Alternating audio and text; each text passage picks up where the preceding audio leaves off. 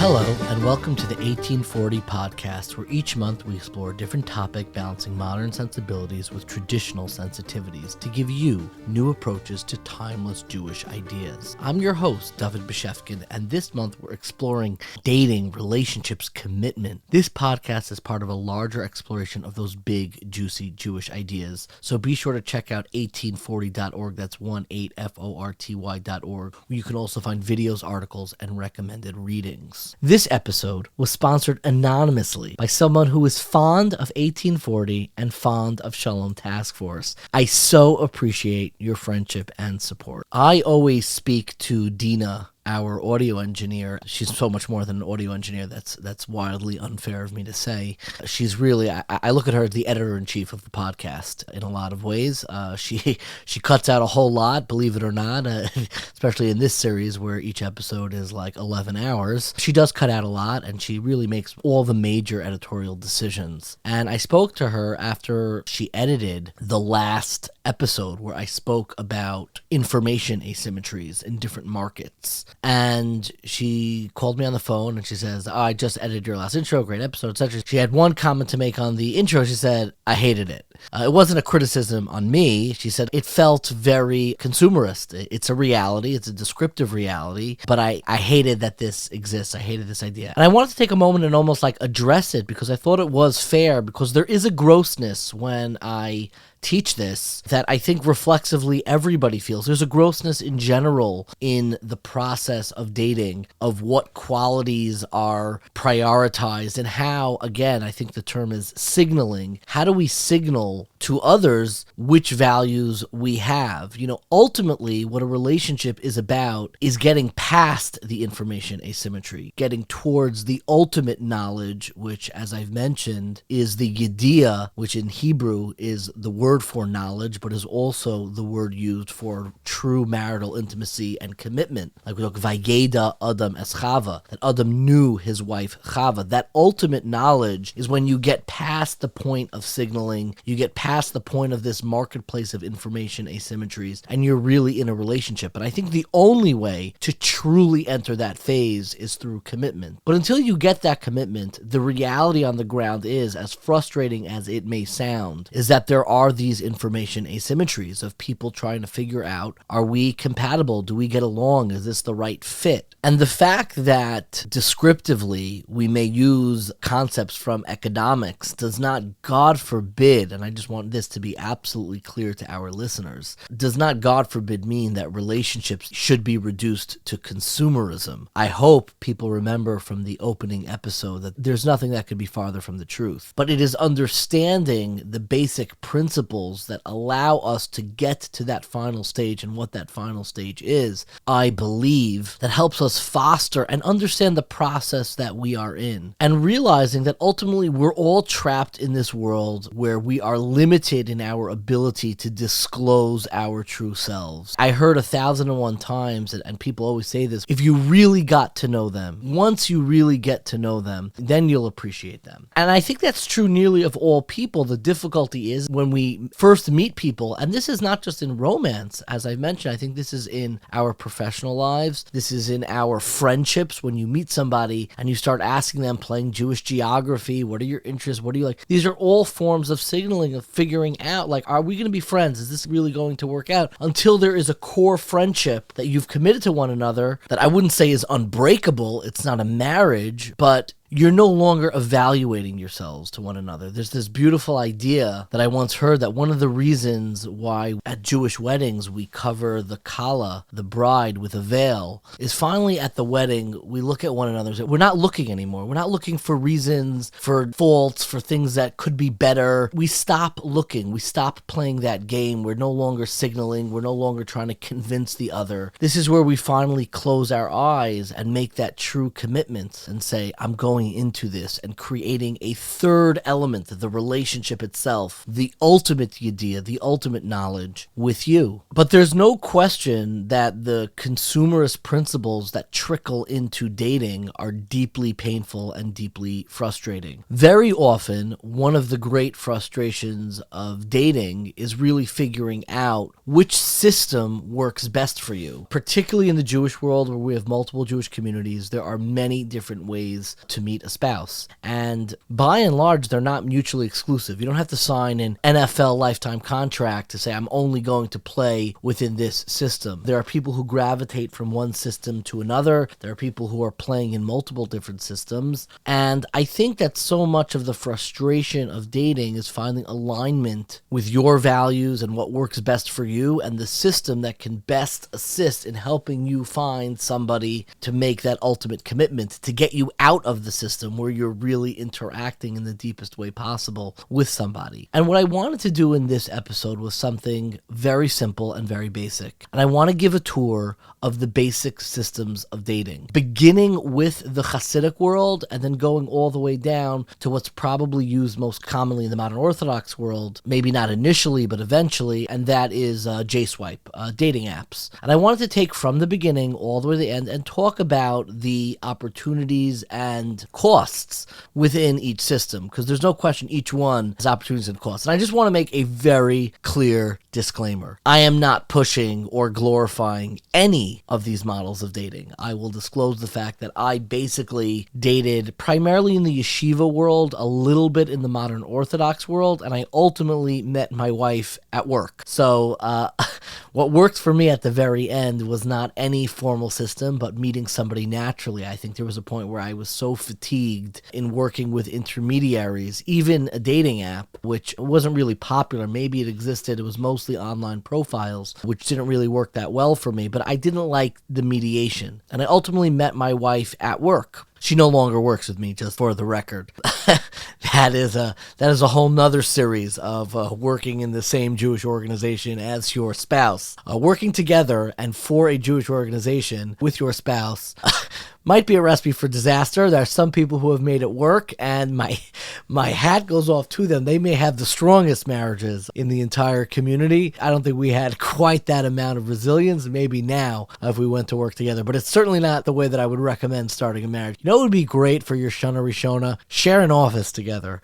That is terrible advice. I would not recommend that to anyone, of course, though really Godspeed to those who have made it work. But this is what I wanted to do. Without judgment, without recommending any one of these, I wanted to take you through all of the systems of dating. And the first system of dating I wanted to begin with, we do have many Hasidic listeners, so many of this might be absolutely obvious. This is really to shed light. How does it work in the Hasidic world? I think very often the only window we have to dating within the Hasidic world, maybe we have relatives, but if you are not yourself Hasidic, I am not, really the only window is usually through shows that depict Hasidic dating on Netflix. And they usually do it terribly, where they, they whisper to one another, like, but the rabbis forbid it. There's this fantastic list that my dearest friend, Rabbi Mordechai Lightstone, who runs social media for Chabad, affectionately known, of course, as Muttel on Twitter, and he has this whole thread, which is absolutely fantastic, where he calls this genre Chassidsploitation, which is the way that Chassidic life is depicted on Hollywood.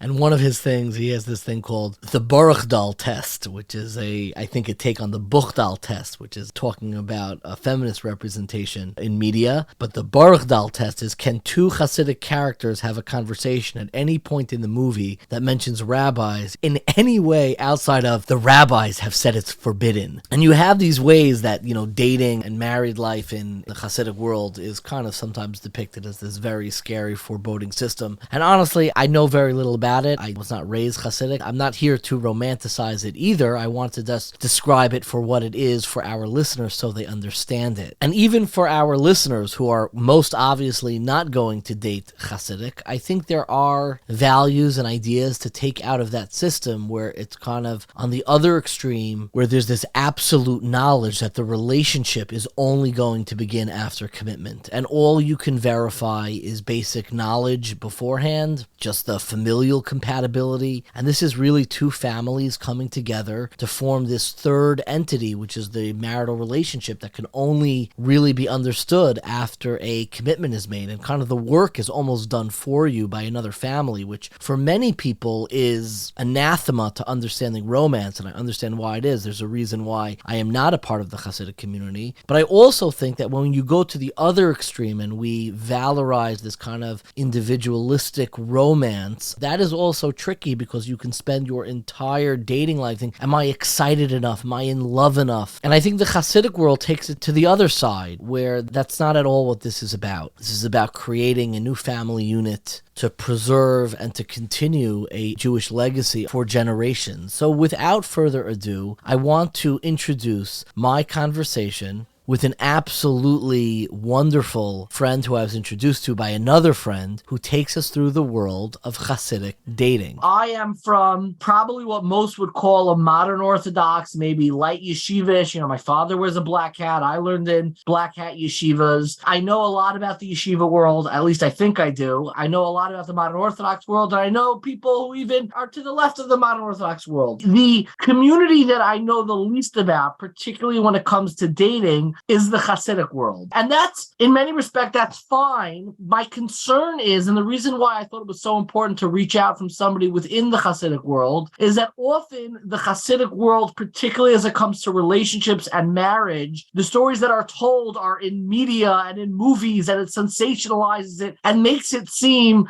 like this very foreboding, scary thing. Instead, I actually think that there's a lot to learn about the Chassidic approach to marriage and to dating. And that's what I want to better understand. I want to be absolutely clear to our listeners, and I think you'll appreciate this too.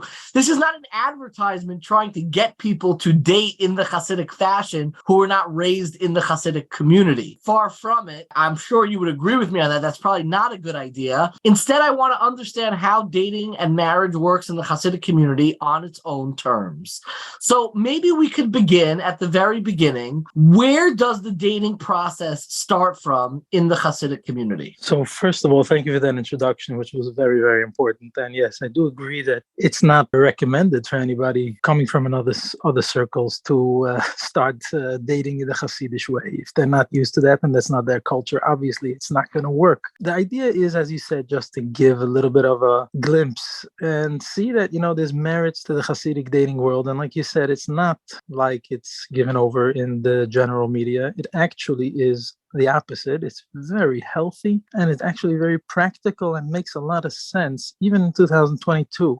Even though it's traditional, it's very important to state that it's not traditional just for being traditional, just because this is what we do and we're not going to change it and so on and so forth. It makes a lot of sense. And if you ask a lot of people today and you understand the model and how it works, a lot of people are very amazed that it's really a healthy way of dating. Take me from the beginning. Let's start from the beginning. Let's go. The Hasidic model of dating is based on a lot of facts and information and data more than emotions, feelings, and that sort of approach. The way I see Hasidic dating and the way traditional dating, the beginning starts with information and fact, which means we try to find out the most information we can about the other side. The boy finds out about the girl finds out about the boy, and this is all done by the parents, primarily by the parents, believing that parents know the best, know their child the best, know their family the best, know what's going to work for their child the best. And we have to preface that, there's always parents that are unfortunately not emotionally healthy, and there are always parents that we're talking about a general, healthy, normal family setup where the children trust their parents and the parents know their children and are interested in the child's welfare and the best possible match for their child, which obviously always in every society you have parents that would try to do things that would further their interests more than the child's interests. But we're not talking about those kind of families. We're talking about a normal, healthy family with normal, healthy parents with the right ideas in mind. And what's the information they're looking into?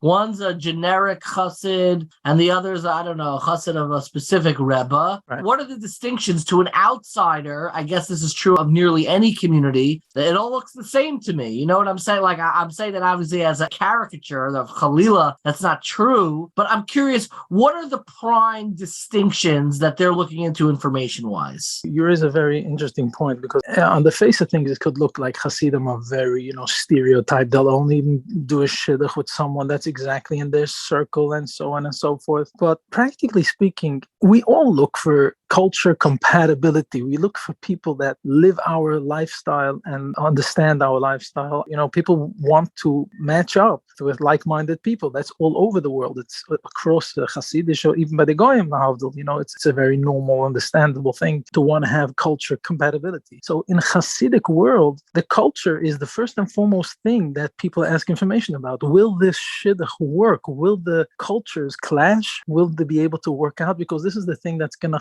chas v'sholom, it could, chas v'sholom, God forbid, cause strife in a marriage. Not because of, something's wrong with the boy or something's wrong with the girl. It's just a different culture. We're not ruling anyone out, but if the cultures could work, and, if the guys, one is Litvish and one is Hasidic, and it happens to be that it could work out, by all means, but generally it doesn't. So that's why generally Hasidim firstly focus on the fact. I'm sorry to push you on this, but could you give me a concrete example of cultural compatibility that you could look into? What's a question you could ask that would verify whether or not there would be cultural compatibility? So first of all, there are many different factions in Hasidus, obviously, and all run along different standards and all have different backgrounds. Like, Hasidim is in the media especially, they're lumped into one big Hasidim, but obviously not even going to discuss the differences between the general mainstream Hasidim and, for example, Chabad, which is also Hasidim, which is a world away from the mainstream Hasidim. It's just a different lifestyle, different kind of people. You can't even compare the lifestyles, even though they're both considered Hasidim. But even in the mainstream Hasidus, you have, for example, Skver, and the more, I don't know if you would call it more from, I don't know if the word is from, but the word is, I'm having a hard time finding a word. You have, for example, Toldos Aaron and Eretz Yisrael. You have a different... More strict. Strict, I think, is the right word. Strict is harsh. Yeah. Strict is harsh, yeah. You can call it strict. They're not really strict, but they're more, let's call it traditional. Let's say they're more, Sure. Yeah, I guess strict is a word we have to use. But yes, there are differences in these Hasidus in itself. That child brought up in a Hasidus like Bobov wouldn't necessarily be comparable to someone who was brought up in a Hasidus of Skver or Toldos Aaron or Satmar. Everything is different. Sometimes they are compatible, sometimes they're not. So the differences become more or less depending on which Hasidus you're trying to connect. But that's why generally Hasidim would like to do a shidduch with someone within their Hasidus, which is just easier and just makes more sense. We're just both Bobov, we're both Vishnitz, we're both Bells, we're both Satmar, and we understand each other. We have the same ideas. We brought up with the same shitas, with the same aspirations. So it's something that makes sense, and that's what they're going to look for first and foremost. So could you take me, so you get two names and there's going to be compatibility. They feel like they want to move forward with it. What's the next step? Generally in the yeshiva world, the next step is either the shadchan will set up the date or the two parties will set up the date. But it sounds like the main distinction is that this is mediated through the parents. So what's the next step right now? Correct. So the next step is not even the date. The next step would be for the girl's parents to take a look at the boy. And if they agree that this boy is compatible for their daughter, then the boy's parents will go meet the girl. So this is a step that's not done, and I don't think it's done anywhere else, only by Hasidim, and it is a traditional way. And it's, again, going back to the idea that when the parents see a girl or a boy, they know and feel if this is what's right for their son. And it does take away, and it eliminates a lot of pain and agmas nefesh from girls or boys that are lumped together before their parents had a chance to say this is for you or it's not for you. I'll tell you, I straddle both worlds a little bit. I talk to a lot of people in my area and I guide them in Shidduchim. I talk to them about Shidduchim, that daughters are dating, the sons are dating. And then I have, the Hasidic world that I'm involved in. It's very painful. It's very painful to see the, I don't want to be harsh, but there's a certain callousness that setting up a date, just like, okay, we'll set up a date and the girl goes out once, twice, or three times. It's not really serious. But even if it's accepted that 3-4 times is not even serious and it's not really anything, the girl still goes away after a fourth date being somewhat connected to the boy, and maybe the boy to the girl as well. I don't know exactly who's more emotionally connected, but it's definitely very painful to be dropped after even 4 times because there is some kind of emotional connection that starts. Sure. So it's very painful for me to look at it when by Hasidim, this is all avoided because the approach to a date is not callous at all. By the time the boy and girl girl are sitting down in a room together, so much legwork has been done that it's almost impossible. Not because we're forcing the boy and the girl to say yes, but it just makes so much sense now, and it has all the right things to make it work. They've already verified so much of the basic information that they're so much far along by the time they meet. Exactly. But the first meeting after they verify information is just the parents, correct? Right. So the first one would be the parents meeting the boy and the parents of the boy meeting the girl, and again verifying that this is something for their child. Both parents go, or just the father of the girl goes to see the guy and the mother of the boy sees the girl, or it's both? No, it's actually both. Actually, interesting. If you want to know, there's Grade Rabbi Kiva Eger that talks about a father being allowed to go see a girl. There's halachas about looking at women in the Shulchan Aruch, and a father going to see a prospective bride for his son is something that's allowed by Shulchan Aruch for someone to see. If you think about it, why are you looking at an unmarried girl that doesn't belong to you? Yeah. Kiva Eger brings that it's allowed for a father to go see a prospective. He has a certain feel. He has a certain, what's the word? Intuition. An intuition, exactly. He has an intuition to see if this girl is right for his son. So yes, usually both parents go. I want to ask you something just on this topic, and you'll forgive me if it comes off inappropriate or immodest, but I am quite curious about it. And that is, what role does attractiveness play at this stage? Meaning, there's no question in other dating worlds that somebody who is very attractive is going to be set up, and that's going to be a factor in the dating. Is that at all a factor in Chassidic dating? Is there a notion of this is a very attractive person and we should find somebody to ensure that they're going to be attracted to, or that's not even a factor? It's impossible to say that it's not a factor. It's just that the parent knows their child. So for example, a mother that knows her son needs an attractive girl will look out for an attractive girl. A mother knows their child, and if they feel that my son could not care less about the girl's outward appearances, then she'll say, all right, look, I think we could. It's definitely a factor. Definitely a factor. We can't be, not honest and say, oh yeah, attractiveness doesn't play a role at all. Of course it does. But it's not something that's brought to the children. It's something that the parents clarify before and make sure that they verify if that's what they need. And a parent won't go let their child meet someone. Let's say, for example, if the girl's not attractive and the parent thinks that his son needs a good-looking girl, she won't let the shidduch proceed. At this stage, when the parents are just meeting the prospective boy or girl, man or woman, how definite is it that after this stage that the boy and girl are actually going to meet one another? Meaning, are parents meeting multiple people and only saying yes to a fraction of them? Or at this stage, if we're actually meeting the boy and girl, you could be pretty confident that they're going to go on a date? It's hard to say in numbers. I don't know if it would be 50%, but yes, it's definitely very far in the shidduch. If both parents met both the boy and the girl, and both said yes, then obviously there's going to be a date. But many shidduchim go off right when the parents see the boy or parents see the girl. Many shidduchim, I don't know how many, but many shidduchim go off right there. They say, this is not for my son, or this is not for my daughter. And where do they meet? Where do they go to, like, so to speak, I hate to use the word, like, to scope out the potential? Do they go to the person's house and knock on the door and say, hi, we're the parents of potential boy X. Can we come inside and speak with your daughter? So everything is obviously set up with the shadchan, and everything is done officially. It's an official meeting set up. I don't know, sometimes practically speaking, a lot of people have many children at home, so it just doesn't work for a perspective. Well, interesting that in the Chassidic world, shidduchim is very kept under the wraps, very much kept under the wraps until it's actually done. So everything is hush hush. Yeah. So even in some families, even the children don't know what's going on really. Some, it depends. Obviously, it depends on the dynamics of the family, but it's very accepted that no one knows anything about what's going on, who's being read, and so on and so forth. So people don't want to have the meetings always in their house.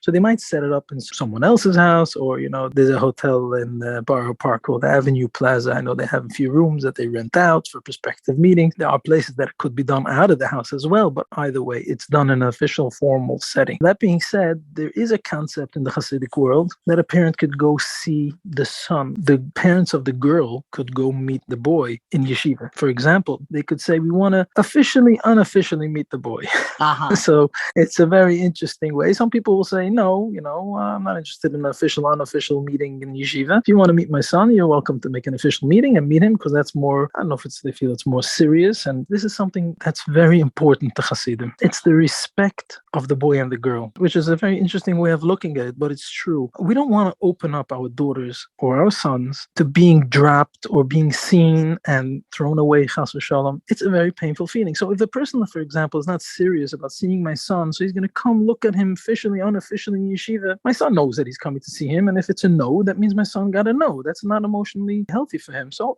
I'd rather not, if the person is serious about it, then let him go have an official meeting. And it's the same with the daughters, but with the daughters even more so. With the daughters, we're very protective over our daughters so that they don't, chas v'shalom, have a date and chas v'shalom then be dropped. If you're serious about it, then meet my daughter by all means. But if not, then I don't want my daughter, there are concepts of going to see girls by a chasana. You could go see a girl here and there, but that's not official. You could go see whoever you want. You could look at whatever you want. Yeah. So take me to the actual process of when the boy and girl actually meet. Right. Where do they usually meet? It's almost always sit in a house. As I said before, sometimes it doesn't work. Logistically, it doesn't work for it to be in the girl's house, but usually it's in the girl's house. The boy always comes to the girl, which is also traditional, by the way. Like the Gemara says, the man always goes to the woman, which is why the chasen is always done in the girl's hometown. It's because the man is supposed to seek after the woman, like the Gemara says.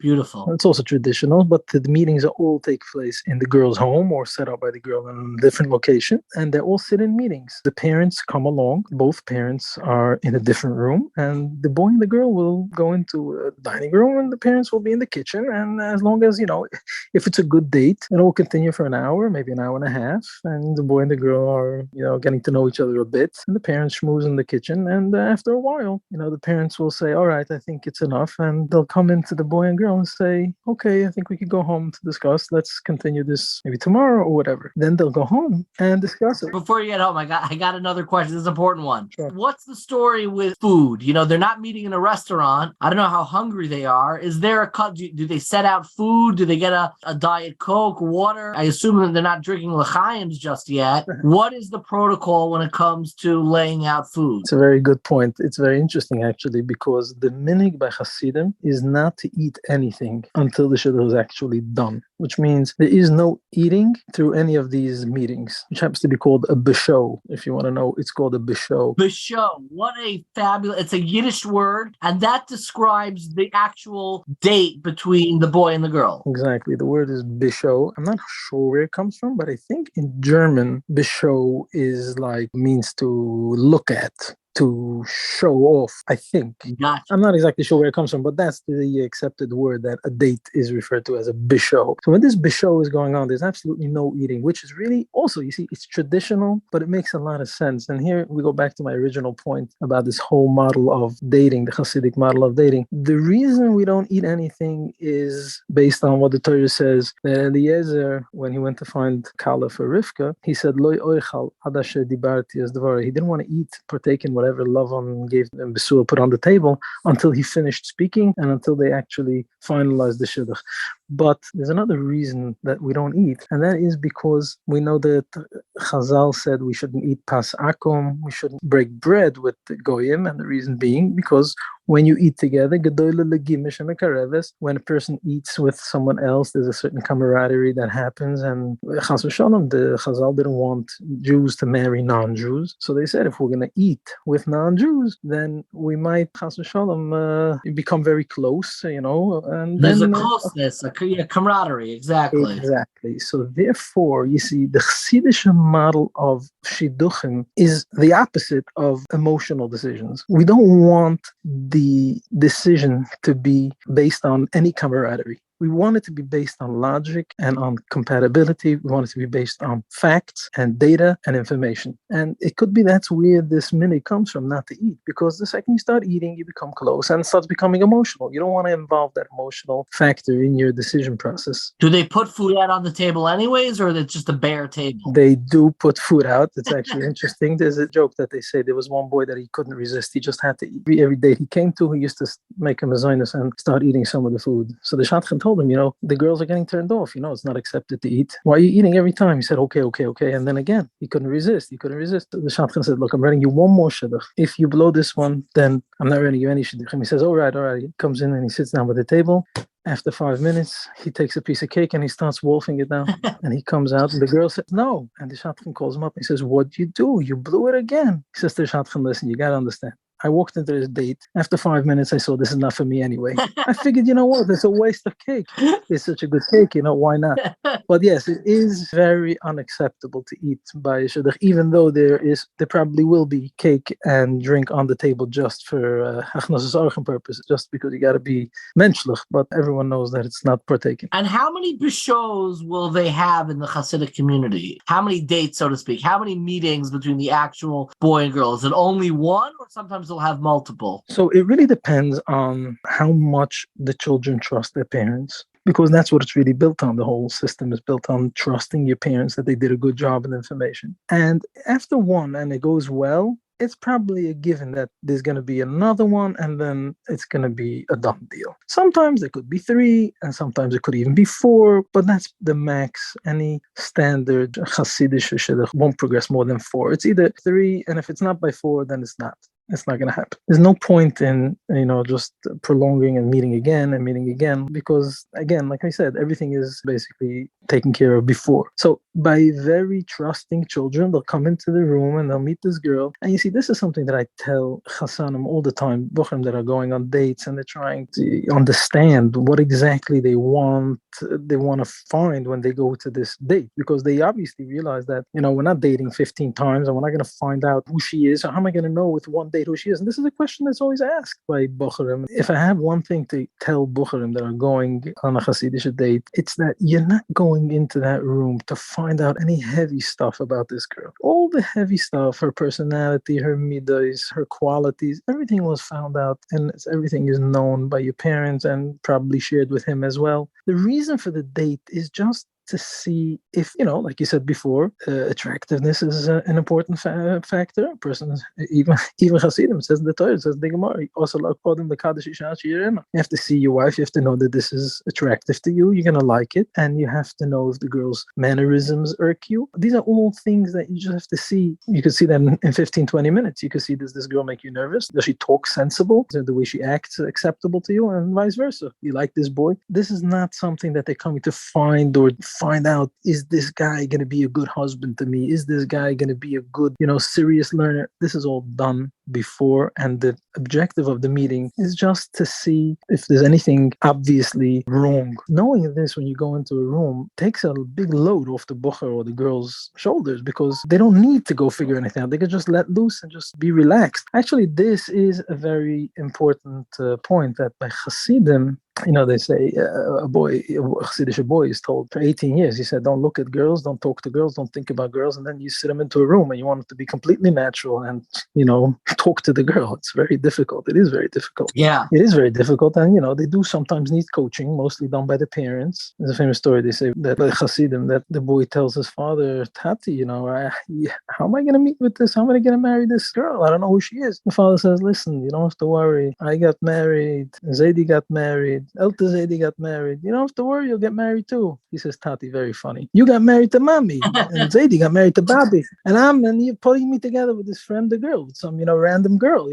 How can you compare? But it is so. People, that's a profound story. There's a profundity there where, the relationship is only created after the commitment in the Hasidic world. Definitely. The commitment is the beginning, not the end of the story. Definitely. I mean, I think everyone agrees that the whole concept of love at first sight is really a myth. No, I think this is across the board. I think even the Goyim, agree that there is no real concept of love at first sight, because love is something that's built up only after the commitment, and we see it in our lives all the time. Ahava, the word ahava, Rav Dessler says, the word ahava comes from the word hav. The root is hav, which means giving. And Rav Dessler explains that giving is what builds love. So before you invested in your spouse or your child, it's very hard to say that you love them. I mean, you could be attracted to them, but yes, like you said, the commitment is the building comes much later. So just take me to the final stage. They had the basho. They both said yes. I assume, do they get down on one knee and give a ring? How is the engagement done in the Chassidic world? Is everybody together? Are they get to meet again by themselves? How does the final commitment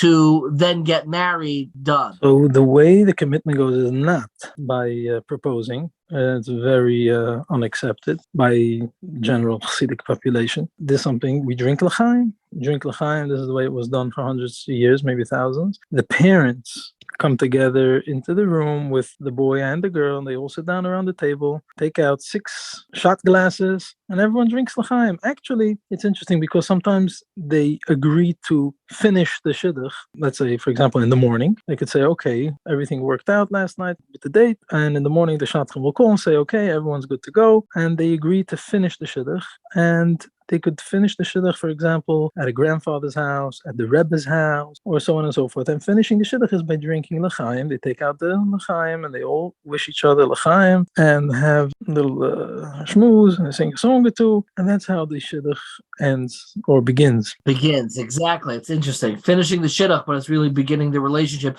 During the engagement period, do the chassan and kala, the boy and girl, do they get to interact in an unmediated way, or they really don't see each other till the wedding? You see, this is something that did change a drop. Not that it's condoned, but traditionally there was no interaction between the boy and the girl until the actual chasana. Nothing at all, which many believe is healthier, and I think a lot of therapists believe so too, if they would be able to change the world. But many a thing has been said, and many a word has caused a lot of strife said during an engagement by the chassan or the kala. Sure. But today it is becoming a little more common, not by the traditional Hasidim, not by the very strict Hasidim, like you said, but there is a concept of talking on the phone. There's a concept of going to get a marriage license, or they might meet. It's all like Maim Genuvim Yim Taku Shtekli. It's like everything is.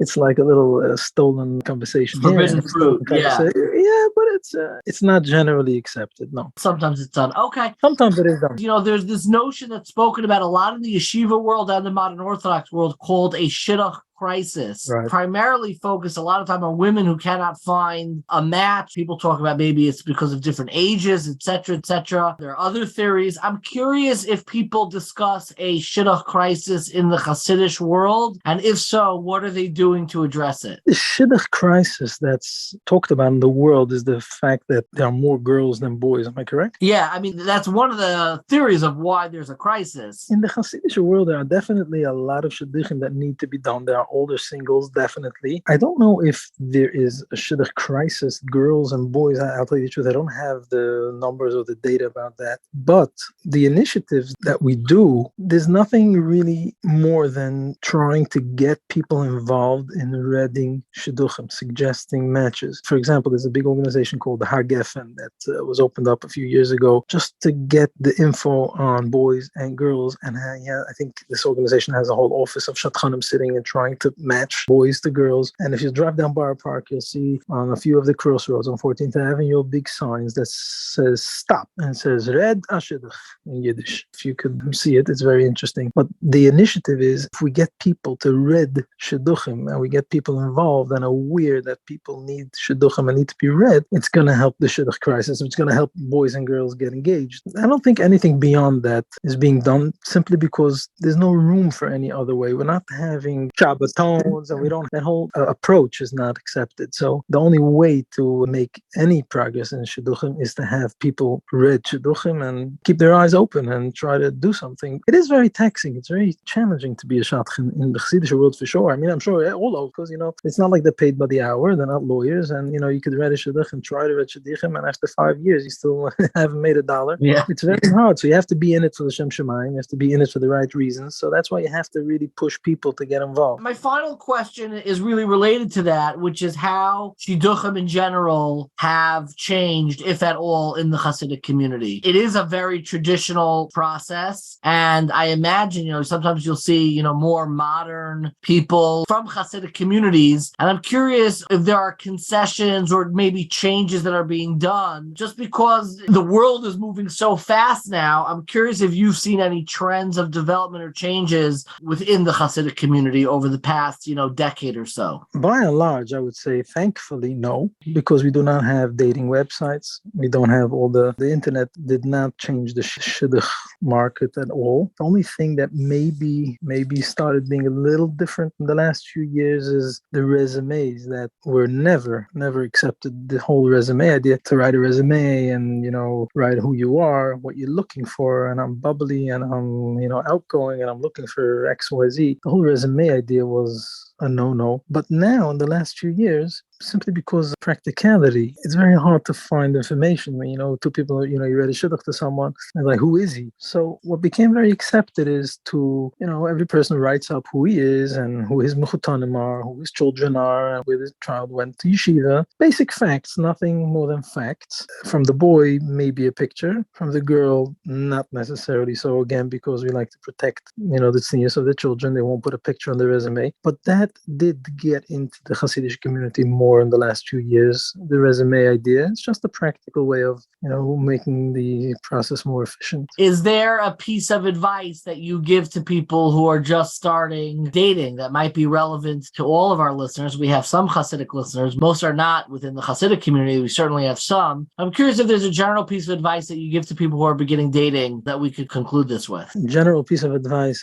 If you trust your parents and you believe your parents are looking out for your benefit, then trust your parents. Unfortunately, sometimes children do feel that the parents are, not thinking of their best interests, obviously. So then obviously they should seek advice from a mentor, a rebbe, or someone how to go about the information process of their shidduchim. But generally, in a normal, healthy family, children should trust that their parents are doing a great amount of information in an unbelievable way, which is traditional and makes sense. And therefore, they should be very calm when the shidduch the date, the bisho actually takes place. It's something that's very important for a bocher to know, that there has to be trust. And if he feels that, maybe his parents are not savvy enough, and there are these things, there are people that are not savvy, maybe he could ask someone else, could you find out about this girl that my parents are looking into? There's always ways, but obviously that has to be discussed with a rebbe, a parent, or a mentor. But in general, the parents are very trustworthy, and Baruch Hashem, it's a model that's been working for many, many years, and it makes a lot of sense, and therefore they should be comfortable and relaxed and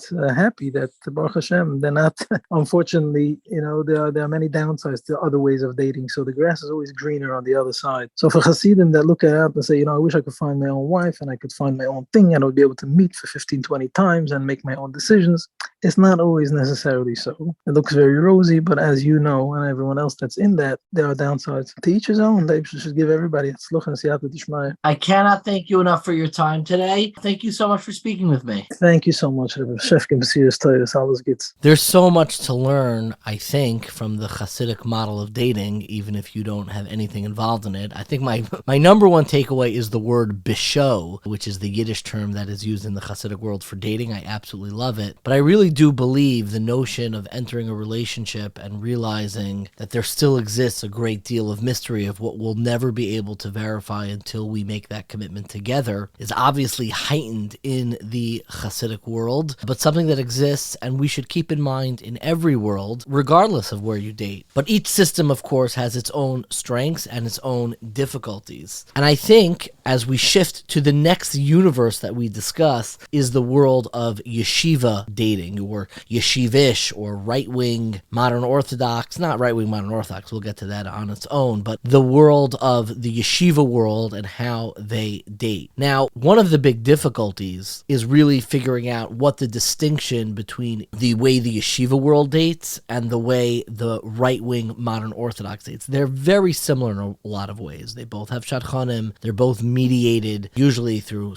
more through family and friends. The yeshiva world more through kind of professional shadchanim. But the system is more or less the same. They might go out for a little bit later. And what I wanted to begin with is a term that colors so much of the yeshiva dating world, and that is the notion of a shidduch crisis. This is definitely something that I remember hearing when I was studying in Yeshivas Ner Yisroel, of the question of, are there enough kind of men and women in this community to even get married to one another? And there is a study that just dropped by researchers who I happen to have a wonderful relationship with. The study, which was published in the Journal for the Scientific Study of Religion and is entitled Examining Average Age at First Marriage Within Orthodox Judaism, a large community-based study, really tried to explore, is there a shidduch crisis and what exactly is it? And in order to understand, I spoke with the lead researcher from that study, Dr. Yosef Sokol. My name is Yosef Sokol. I am a research scientist in the Veteran Affairs, professor at Torah University. I was raised in the Yeshiva Orthodox community and currently am Yeshiva Orthodox. So my dating is of that nature. Obviously, I know many people in different communities, but that is my personal experience. I noticed you call it Yeshiva Orthodox. Why don't you call it Yeshivish, as it's often referred to? This has been a long journey figuring out the right term to use. And part of this is personal in a way, that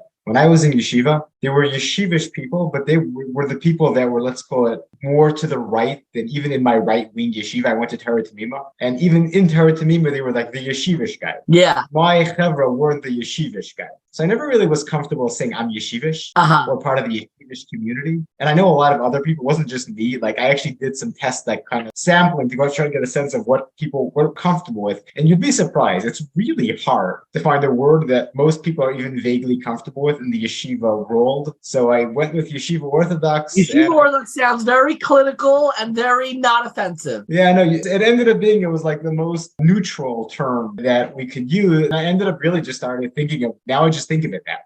Yeah. And that's the dating world that you're familiar with personally. Yes. Let's begin by, what exactly did this study cover and what did it find? Give me a brief rundown. Again, not to get into all the methodological details, but give me in broad strokes, what did the study cover and what did it find? Sure. Brief version, it tried to determine when people are getting married based on community, including whether or not they ever got it. So the net result is that we found that in the Yeshiva Orthodox community, it kind of starts a little earlier than the Modern Orthodox, and it goes up a little faster, and also ends up a little bit higher percent of people eventually are married by 40, which is kind of when our data, after that point, we got like under 600 people after that. I didn't trust the data after 40. So that's kind of where I put my cutoff. In the Yeshiva Orthodox and the Modern Orthodox, both people are taking longer to get married than they'd like. I mean, at least based on when they start dating. Although many of them seem to end up getting married down the line, that does seem to be a problem in the sense that it's taking a lot of people longer. Also noteworthy that it takes men and women both approximately the same amount of time. In the beginning of the Yeshiva Orthodox, women start faster, and for a while there's much more women married than men. But men catch up late 20s, and after that it's about the same, except a little bit more men eventually are married. Small, very small percentage. Can you give me some numbers? When do people begin getting married? What percent are married by the age of 40? And then maybe you could tell me, did your research shed any light on how many dates does it take the average person to find their spouse? Do you have any idea what that is? First, I'll answer your first question first, but the answer to your second one is actually really fast. I'll just do no, and I wish I did. It's funny. Yeah. I'll just say now before we get to the other one, I had a friend, I'll call his name out, Benji Samuels. He's very good at math. He was famous, somewhat famous among us friends. He had a spreadsheet, Excel, of every girl that he dated, and he did rough anecdotal data of figuring out, like plotting out on a chart of, if you don't marry within the first, 8 girls or something, then it's usually going to spread out much, much longer and it gets much more diffuse. That was not a peer-reviewed study. That was a bunch of young 20-year-olds with too much time on their hands speculating. But tell me about the starting time of people. What age are people beginning to date? My main data covered people's marriage. Okay. And I don't know if you know about the method, but we have two different things going on. We have people answering questions about themselves. And then I did ask them when they started dating. But the main data source that I use for this publication is when I asked people about their siblings and children, because I was concerned about response bias, where people are, for whatever reason, if they're answering it, maybe they're unusual. So I ended up removing all of their own information and just focusing on siblings and children, which is how I ended up with the numbers that I do have. But I do have information about dating from people themselves, and found about average between 18 and 19 for girls, around 22 to 23 for boys. I can dig up those numbers if you're specifically interested. But overall, what we found is that people start getting married. At 18, basically nobody's married. 19, some girls are beginning to get married, maybe a few percent. Only Yeshiva Orthodox, really. Modern Orthodox, still basically nothing. The numbers really start going up between around 20 in the Yeshiva Orthodox world, where it suddenly zooms up to, by the time they're 24, almost over 70% are married, 75. And in the Modern Orthodox world? The Modern Orthodox world, it starts going up at 21, and by 27, you're hitting about 70%. It takes longer, which is not, as we know, I mean, that's not surprising. It's kind of what you would expect. And overall, the numbers for Modern Orthodox men and women largely match. There's only usually like a 5 to 10% difference at each age point, until you're hitting around 29, 30, and then they're pretty much identical after. Modern Orthodox men and women percent married at each year. The thing that I'm trying to figure out the most is, what should we be doing with this data? This data, to me, if I understand it correctly, doesn't really tell us if one process is better than the other, or what's the most suitable process. It doesn't make a value judgment on yeshiva dating or Modern Orthodox dating. Is that correct? 100%. The science tells us what is, not what to be. At most, I can say what is going on, not what should be going on. I have no information. Can you give me, and this is an opinion, this is not your official research, but I'm curious, in the course of this study, do you have a good way of explaining the difference between dating in the yeshiva world versus the Modern Orthodox world? I struggle in understanding the real differences between the two. They're very subtle to me. I'm curious if you have any way of really concretizing the distinctions between those two communities. Sure. As you said, this is not me, and I don't have specific data on this, but I do have about 1,000 people wrote in their thoughts about the dating system in my study, and I read through that many times just because it was interesting. So I do have a little bit more information than perhaps some people do, though Shafta might know more than I do. Basically, what I've noticed is that in the Yeshiva Orthodox world, people would talk a lot about that.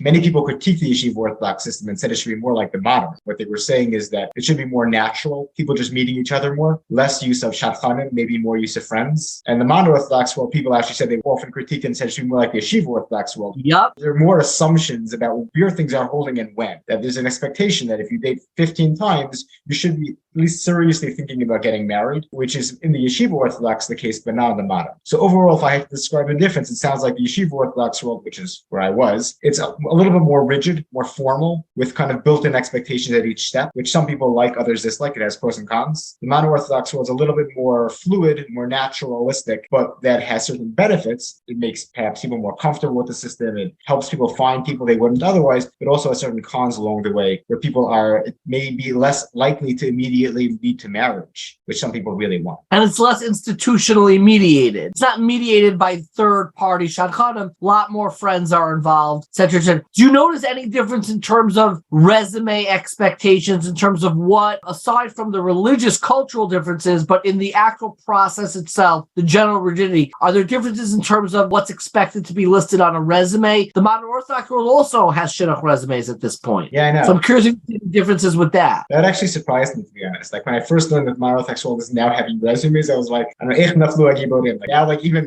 why are we all doing this? This is where we're at. But yes, both systems are kind of, in some ways, the Modern Orthodox world has moved closer to the Yeshiva Orthodox world in certain systematic ways of dating. But then in the Yeshiva Orthodox world, this has become even more so. The amount of, we call, checking into the person ahead of time, using the resume, using community connections before the first date actually occurs, seems to be much more intensive in the Yeshiva Orthodox world, from what I can tell. So while the Modern Orthodox world has moved a little closer to the Yeshiva Orthodox world. The Yeshiva Orthodox world itself has moved further into that, like kind of the very intensive vetting system. If I'm understanding correctly, your research does not make a value judgment whether or not there is or is not something called a shidduch crisis. Definitely. Certainly in the sense that what crisis is, that there's a tremendous problem, it's value judgment. I'm not necessarily subjective experience. As a personal, I'm a member of a community, I can say there is a crisis in the sense that many people are unhappy. There's a tremendous amount of pain. I would call that a crisis. But in the sense that any particular numbers are objectively speaking a crisis, it's hard to say.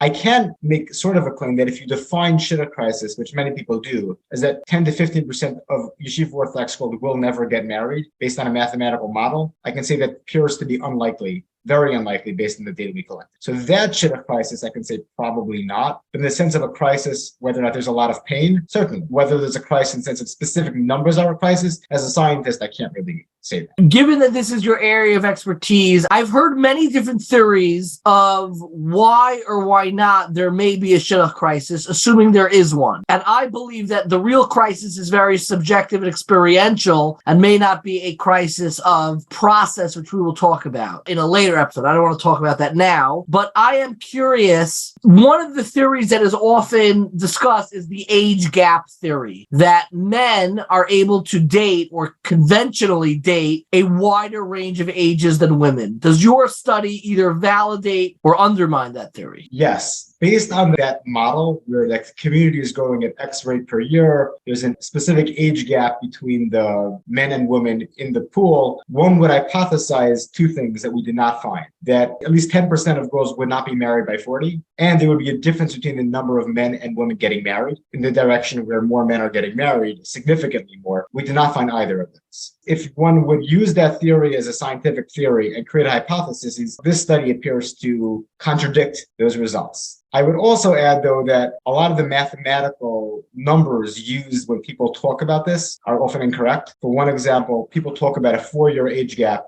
in dating, kind of ignoring that while dating may be a 4-year age gap, actual marriage age gaps might be smaller because some women marry men who are younger than them. It happens. Just because there's a 4-year when people begin doesn't mean that's what it ends. We actually found a 2-year age gap, approximately 2.2 based on our study. And a lot of the numbers that people use in these mathematical models are really just not reliably vetted numbers based on empirical research. So there's no real strong reason to assume the model is true to begin with. After doing the study, there was a recent call, I believe it was by Rav Aaron Lopiansky, who called that we need more data about dating to really assess what is going on in the Orthodox world when it comes to marriage. That is a broad call. I'm wondering, as a researcher, what specific data, what specific studies and questions do you think are most pressing for researchers to continue to explore this area? Your study, I assume, is just the beginning. It's not the end-all, be-all of all studies. There will be more. What do you think are the most pressing questions that we should be investigating in this area? The two most pressing questions for me are, why are specific people having a much harder time getting married than others? Because eventually people are getting married. The men and women exist. How can we figure out what's going on leading individuals to have a harder time? Is there like a pattern based on location, personality, whatever? What people are looking for, what their characteristics are. Like, just a hypothesis might be women who are looking to marry a long-term learner, but whose parents don't have money and are not in a profession that could support them, have a harder time getting married. Hypothesis. I don't know if it's true, but if we could understand a lot more about what is going on in why individuals have a harder time than others, both men and women, to be clear, then we could actually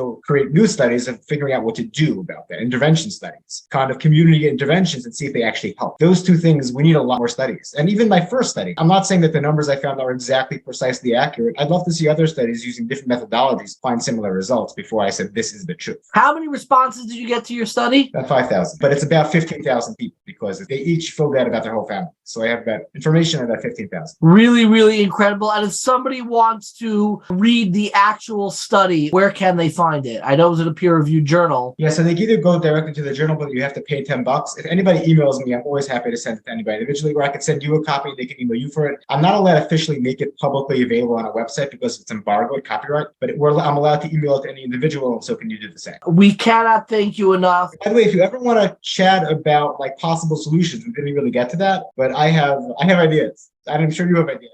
That would be fine. You could share a moment now. What do you think the possible solutions are? My guess, and this is hypothesis, is not empirical data, is that people have a hard time knowing what to look for, knowing when they found it, and knowing how to develop a relationship in which to commit to that other person. People also have a somewhat hard time in navigating the shidduch system itself to find people that they would end up matching with. Sure. Many of those things can be dealt with through education, through training, shadchanim, training dating coaches, like certified trainings to actually have in community available shadchanim and dating coaches that are not responsible. They don't have to be paid by an individual. They're a community resource. And classes for people before they start dating, maybe even while they're dating, that are kind of based on real knowledge research that is approved by Rabban. The ashkafas are community ashkafas. These type of things might help people through a lot of these stages. Then there's also just one thing that would be very important is getting people to know when they're allowed to get married. Like the idea, like something I thought a lot about is green flags. As a society, we've become very, very worried about red flags. Like, oh, don't do that, don't get married with this person. When we have green flags, we need to be clear about those too. What is enough to get married on to make that final commitment?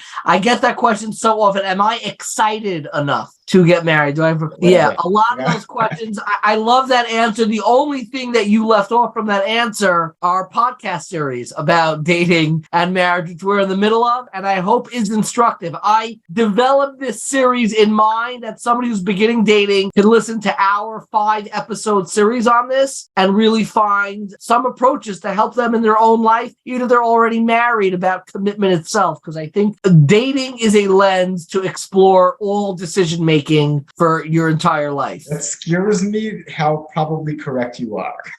Absolutely fascinating and illuminating. We cannot thank you enough. Take care. Yosef really helped me understand what we do and do not know about shidduch datings, particularly within the yeshiva world. There is such an absolute need for more data in this universe. And I also spoke with, and we'll share briefly because so much of the interview kind of overlaps with what I spoke about with Yosef, but one of the other members of this study, the person whose institute facilitated the entire study, and that is Dr. Yitzi or Isaac Schechter, who I have a long-standing relationship with. Those who have bought my book may be familiar with him. It's the weirdest way to be familiar with him, but why not? He happened to have written one of the blurbs for the back of my book. That's not at all why he's famous, just a great way to plug my book. Please buy it. But leaving that aside, he's really most well known for the incredible work that he has done in mental health as director for the Center for Applied Psychology at the Bikur Cholim in Monsey, New York. Also runs the Institute for Applied Research and Community Collaboration, what's known as ARC. He is one of the most major figures when it comes to communal research. He was involved in this study, and I spoke with him a little bit afterwards about what the takeaways are and what the takeaways are not, and how we should be thinking about dating in the Orthodox Jewish community. Can you help explain, because I've really been struggling with this, and you're uniquely situated. A lot of your work's in the Chassidic community, but you really deal with across the spectrum in the Orthodox world. Yeah. What is the essential difference between modern Orthodox and Yeshiva Orthodox when it comes to dating in the systems? I understand the differences in the Chassidic world. I really struggle, and I dated in both of these worlds, and I even struggle to articulate what exactly are these differences. Is it the length that they date before getting engaged? What's the essential distinction in the way the systems operate? Okay, before I say the essential distinction, I have to make a technical point that within each of these things that we call Modern Orthodox, Yeshiva Orthodox, there is a spectrum and a range. It is not a monolithic community in any of those things. That's why, by the way, in our measures, not for this study, I have to say, this study we just asked for self-identification, which is simplest, but gets complicated. I have a multi-axle or a two-axis way of looking at this. One is socio-religious category, Modern Orthodox, Yeshiva Orthodox, Chassidic, Lubavitch. You have to put Lubavitch as separate from Chassidic for a variety of important reasons. But then you have the level of adherence to the cultural norms and standards. That's the second distinction. It's a multi-axle because those things intersect. So somebody that's a very, I'll use the Israeli term, Haredi light, or the like, they're going to have a different pattern than somebody that's more yeshivati, more Yeshiva Orthodox, more strictly identified and adhered. How strictly you adhere to the communal standards, meaning there's the communal standards, but there's a second axis, which is how strictly does the individual adhere to those communal standards. And those are very important distinctions. You might, as a Yeshiva Orthodox person, would never in a million years send to a particular school or institution, but you'll engage in some of the same behavior that would be looked down upon in that same institution. They might vacation in similar spots. Exactly. Exactly. Right. So it gets complicated. So going back to the essential, I would say the following two things. One, it's more structured in the Yeshiva Orthodox community. There is a stronger structure because it's coming from a place of more separation, and therefore it has to be more structured. And now it doesn't mean 8 dates, 12 dates, but it's still a more structured system, whether that's with or without shadchan, when you drop shadchan, etc. Then in the Modern Orthodox, it's more about relationship. It's about building relationship in a way that it might be a little bit less in Yeshiva Orthodox. People might jump on me on this and say, no, you're building relationship. Yeah, it's true. But if it's more structured versus more individualistic, relationship driven. More individualistic versus more structural. One simple way is we just read in these parshiot of two models of dating. There's the Yitzchak and the Yaakov. Yitzchak, I'll get the pasuk wrong, but or some version of that. He takes her into his home, they get married, and he loves her, as opposed to Yaakov of tremendous passion, tremendous interest, however you understand it. He sees Rachel, he loves her, and he falls in love with her by Yishakla, Rachel, however you work that out. And of the most romantic psukim in the Torah, Vayu ki yamim achadim b'avososa. And it was just like a few days, a short time, because of his love for her. First you had the relationship, then you had the culmination in marriage. Obviously, a sneaky father-in-law messes things up along the way. But the point is, these are two different models. Yitzchak is more structured, looking to replace. Exactly. And Yaakov is much more driven by romantics. I'm not going to distill that idea as I love that distinction. Right. I'll get us both in trouble if we call Yitzchak Yeshivish and Yaakov Modern Orthodox. We're not saying that.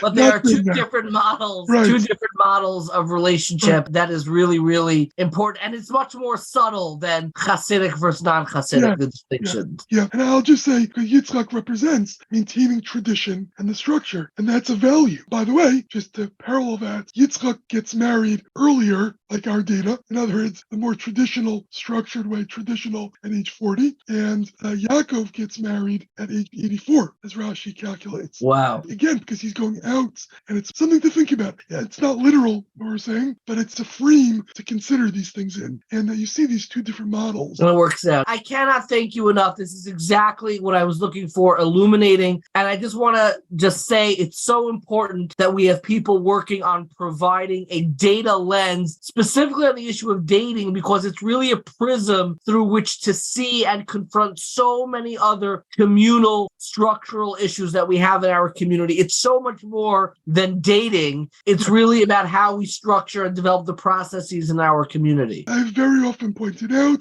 that dating, shidduchim, is the central organizing principle of the community in very pragmatic ways. How you date, who you come to be able to date. It's how it all comes together. It represents the social system and the values. I'll just say the work was done by some phenomenal people. We had a great group. It came out of ARC, Institute for Applied Research and Community Collaboration.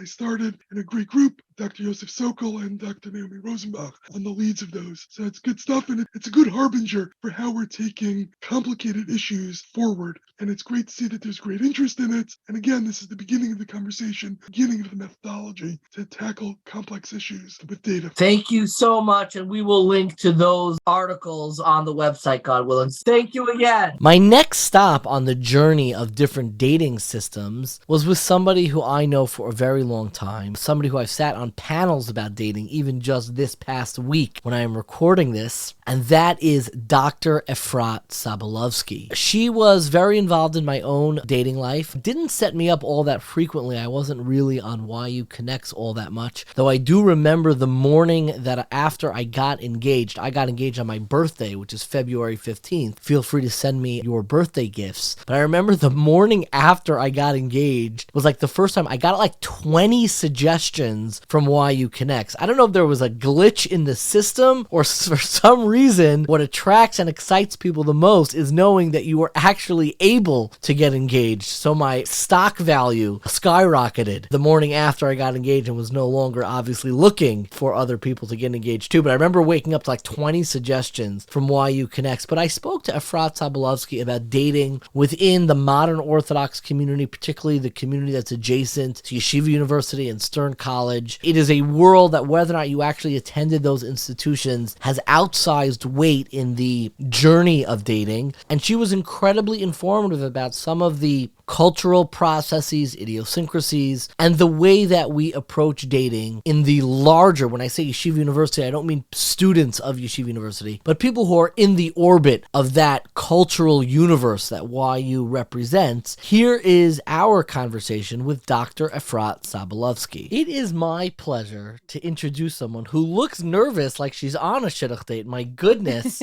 I am so excited to introduce somebody who played a really crucial role in my own dating life. She runs, what's the proper title? She is the founder? One of the founders And the president.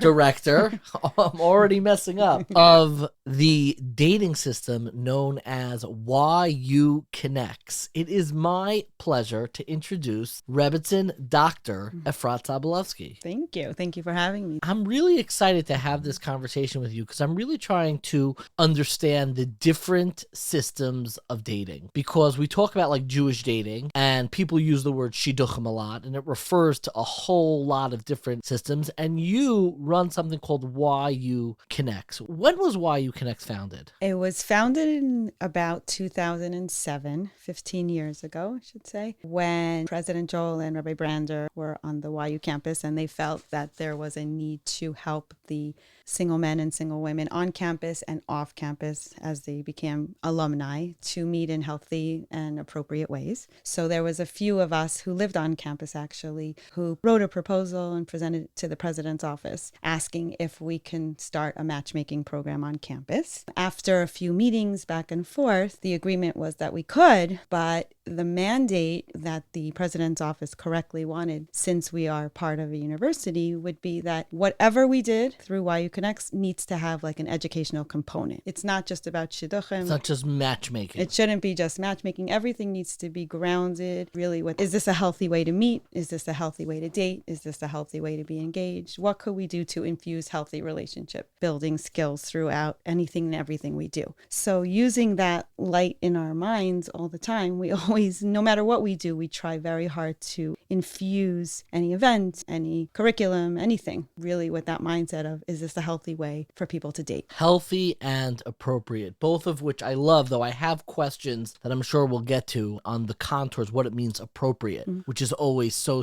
tricky. So I really want you to take me through how the YU Connect system works. And I guess I want to begin with a comment that I heard from somebody in Stern. I spent a Shabbos in Stern, which is YU's College for Women. We have two campuses. There's a campus uptown and there's a campus in Midtown. And I spent Shabbos at the Midtown campus. And a very intelligent, wonderful young woman was frustrated. She said, we are stuck in between two worlds. On the one hand, you have people who are maybe part of a different community, not the YU community. They're more, I don't know, more modern, more progressive, whatever it is. And they get to just meet each other. They just meet each other. They have apps or whatever it is. They just meet in the regular old-fashioned way. It's not such an emphasis on healthy and appropriate. And then people in the yeshiva world and in the Chassidic world, they get like, it's very top down to make sure that they get set up, that everybody is getting mentioned to somebody else, what we say in Yiddish, getting read.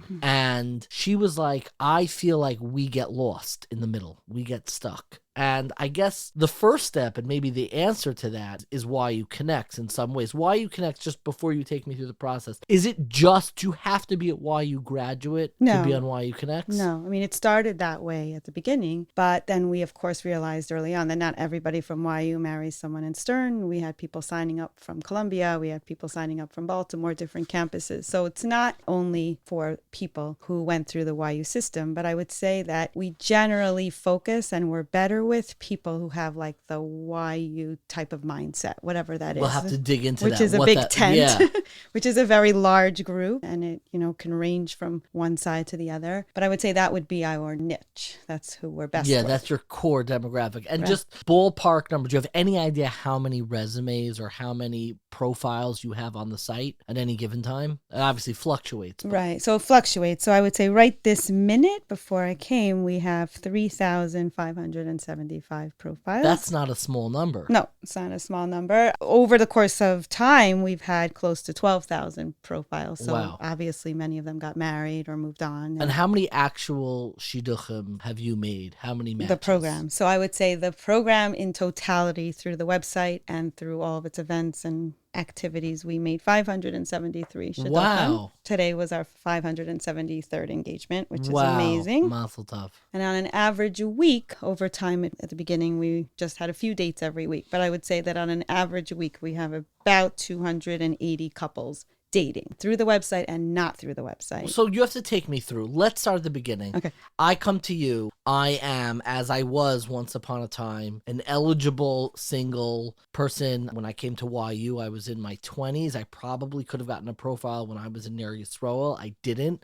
A stigma that we will probably talk about. And I come to you and say, I want to join YU Connects. What is that process? Since it started through the database of SAYU at Sinai, meaning when YU Connect started, SAYU at Sinai, which was the largest online system with matchmakers, facilitating the matches. SAYU at Sinai came to the president's office at the time when we started YU Connects and offered to host our own port. Your own mini community within Excellent. Right. SAYU at Our Sinai. own mini community called YU Connects within the SAYU at Sinai database. The Milo, or the benefit of that at the time and still to this day, is that we have our own brand, but you can be matched up with even somebody outside of your system. Right. You could be matched up with someone who signs up through a different port on the SAYU at Sinai system. So they could be coming through J Montreal, or they could be coming from the brand called CU in Israel, or they could be coming from a program in Australia, or they could be coming from JLIC Connections. So it's a wonderful, wonderful sight to see the cross-pollination. All the things you mentioned are different, like entry points to the Correct. same, basically the profile system. Right. And do you have any idea when somebody makes a profile, what questions are they asking? Are they asking for a picture? We didn't create the SAYU at Sinai profile system. So if any frustrations, you are not the person to send angry not- emails to. No, I mean, I get a lot of angry emails, but I'm not the I'd love person to read some of those. responsible for the angry emails, because the SAYU at Sinai system started really before us, and it has a very sophisticated algorithm which is trying to match people up based on different checkboxes, or boxes, I should say,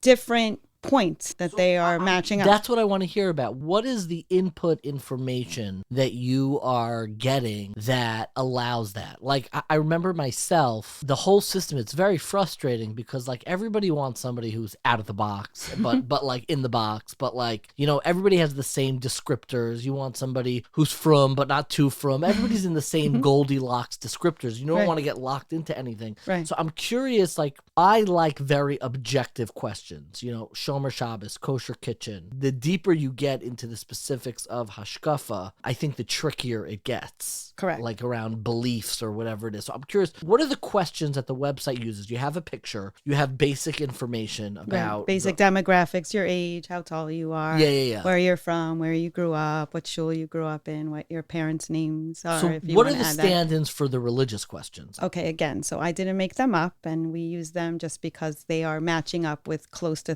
25,000 other people. Sure. So when people say, why don't you get rid of that field and that field? We've tried that at the beginning, but then again, it messes up the algorithm. So there are some Okay, times I'm curious to hear what field is most popularly requested to get rid of. people don't love, like, do you watch TV? Do you not watch TV? They don't like that. Can I just say, as somebody who watches TV, I have no problem with the question. I think there's something, it's almost like, you're going to hate this analogy, it's almost like people who smoke never like crossing off the I actually smoke. It's like, I don't smoke. Like every, the yeshiva guy's like, Not I really. smoke on Rosh Hashanah, on Erev Shabbos, on Wednesdays, also Wednesday night, but like, I'm not a smoker. Right. So like, there is this stigma, but I think this has changed of like, I don't want to check, I'm not a TV watcher. Right. Like, I watch on Motzi Shabbos. Right. And it's gotten more complicated now with TV With because phone. people will say, I don't have a TV, but I could watch Netflix. I could watch on the computer. Does that mean I have a TV? And it also comes off that as a question, as a stand. It will probably skew a little more frummy, like a little more, you know what I mean, like that culture. So some people don't like those questions, or covering your hair partially, halfway, all. You they get give more a bunch specific. of choices. Again, when you say you, the system. We're not gives it. blaming you. Yeah, Yes. the system gives a lot of choices. So you do ask about what you plan on doing. How often do you learn? How often do you learn? That's one of the questions. Do you go to Minyan? Uh-huh. Do you eat dairy out? Do you eat kosher? Those kinds of questions. It happens to be, I like objective questions, meaning do you or do you not? Right. Where I bristle, where I find it frustrating is when on the resume they try to capture things that are uncapturable, like your disposition, your personality, your outlook on life that includes religiosity, your, I don't know, how much you love Eretz Yisroel, all these things. They're much harder. Like, I like a question, do you plan on making Aliyah? Right. Yes. Do you ask There that is question? that question, yeah. Maybe, definitely not. They give you those options. Okay, so you fill out all these things. Do you have a favorite and least favorite question in the profile? I don't have a least favorite or most favorite, but I like what you're alluding to. In addition to all these checkboxes, there's 2 places at the bottom of the profile that one can describe themselves. Yeah. So those 3 lines of describe your own personality and describe whatever you can about yourself. And then there's another descriptor. You do like that. Yeah, because that's what distinguishes the person from the other person who just checks everything off. Meaning It's that's so funny. where That's you my say, least favorite box. right, no, but that's like you said, that's where you could kind of get the person to be alive. Like, who is this person? She could say, I'm making this I up. think She that's could what say, the data is right, for. but the data doesn't say I hike here, No, I hike the date, there. the actual date. Right. So yes, the date. You're right. To me, it's just like, let's make sure there's nothing irreconcilable. That's always my hush. Let's make sure there's no irreconcilable differences. We both keep kosher. I'm looking for someone who's covering the hair. You're going to cover hair. I'm looking for someone who's not going to cover the hair or partially or whatever. I only watch on my phone television on Wednesdays. Like, that's it. Right. And like, if it's on Tuesday or Then it's on no. Monday, then a hard no. Hard no no, way. right. No way. I like that. But then when it's describing yourself, how would I have described myself? Like, Right. So, but think of it the other way, David. Because so many people can sign up and really check off the same boxes, the only way to distinguish yourself is in those 3 lines of writing something unique about yourself that's not being asked. And then the same thing, writing something unique about the person you would like to date. I get along most with people, I'm making this up, people who like to read. I'm very adventurous. I like going on hikes. That's not what makes us have a compatibility, but somehow, sometimes that's what gets the other person to say yes, because they wrote, I like sports. I love watching basketball. But my concern is, because I think I personally suffered from this, is that your friends who you're most close with and the part of you who is friends with those people is not always the part of you that needs to get married. So my friends, who all my friends were the kind of very much faster, maybe skewed a little bit more academic, brainy, all these people. And God forbid, my wife is the smartest person in the world in case she listens to this, and I love her to death and she's absolutely wonderful.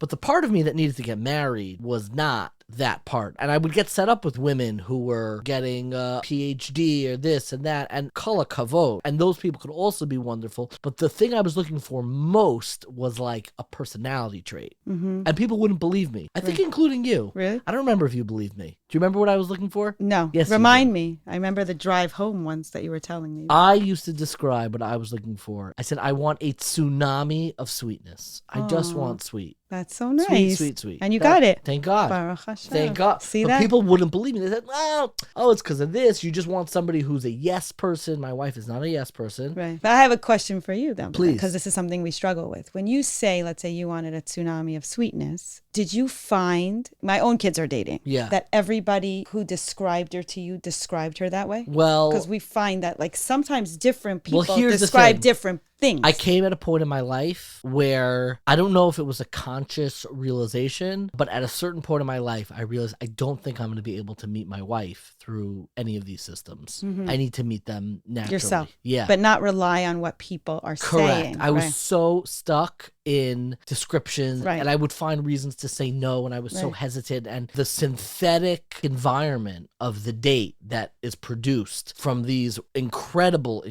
efforts like yours, like all these systems, but the synthetic meetup, that date, was really challenging for me. Right. I understand. Yeah, like I needed that live banter to really connect to somebody. It was really hard for me at a certain point to be set up because I was very good at dating. I was like, I can imagine. No, in a way I was like too good. Like I would just put on a persona. Right. And like I was able. Your dating persona. Yeah. And it wasn't me at all. So coming back, so you fill out this profile. We have these questions. Right. And then you have those 2 blurbs that you could write again about anything about yourself and also the type of person you'd be dating. Just give me a moment now on those blurbs. Do you see common mistakes that people make? Yes. When crafting those blurbs? What are they? Yes. Sometimes people have typos, which sounds silly, but it happens often. Okay. And the other thing is sometimes people put themselves down. They'll say things like, I'm really not good at this, or I'm really shy and reserved. And even if they are shy and reserved. I've been rejected from prestigious fellowships and awards. Yeah. Or, when you put yourself down, it's not supposed to be arrogant in any which way, but you need to distinguish yourself in a confident manner. And when we find that, when people are really struggling to write the blurbs properly, one of the tips that we advise, maybe you wouldn't even like it, you just described it, is,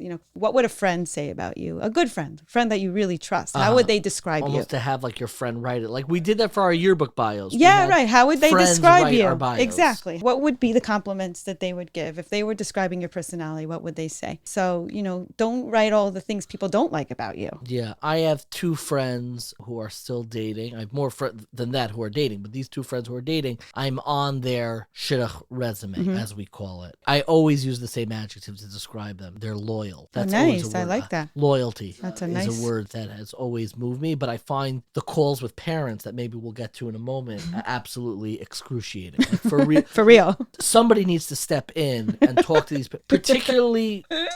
I'm laughing because we deal with it every day. No, particularly when you're not in the shidduch world moves and evolves for different ages. Like when your precious, 20 or 21-year-old daughter or 22, 23-year-old son is starting to date, like the mothers, like they're so particular. They want everything to be exactly perfect and they're asking all these questions. And I find that like, okay, it's 10 years later. You got to update your questions to be more realistic about what somebody's doing when they're 31, 29, 45, whatever age it is. And they don't do that. They're still asking questions as if they're still in seminary. Still in yeshiva, their early 20s. And it's like, you have to let these people evolve. And I'm very often able, I've had mothers hang up the phone on me.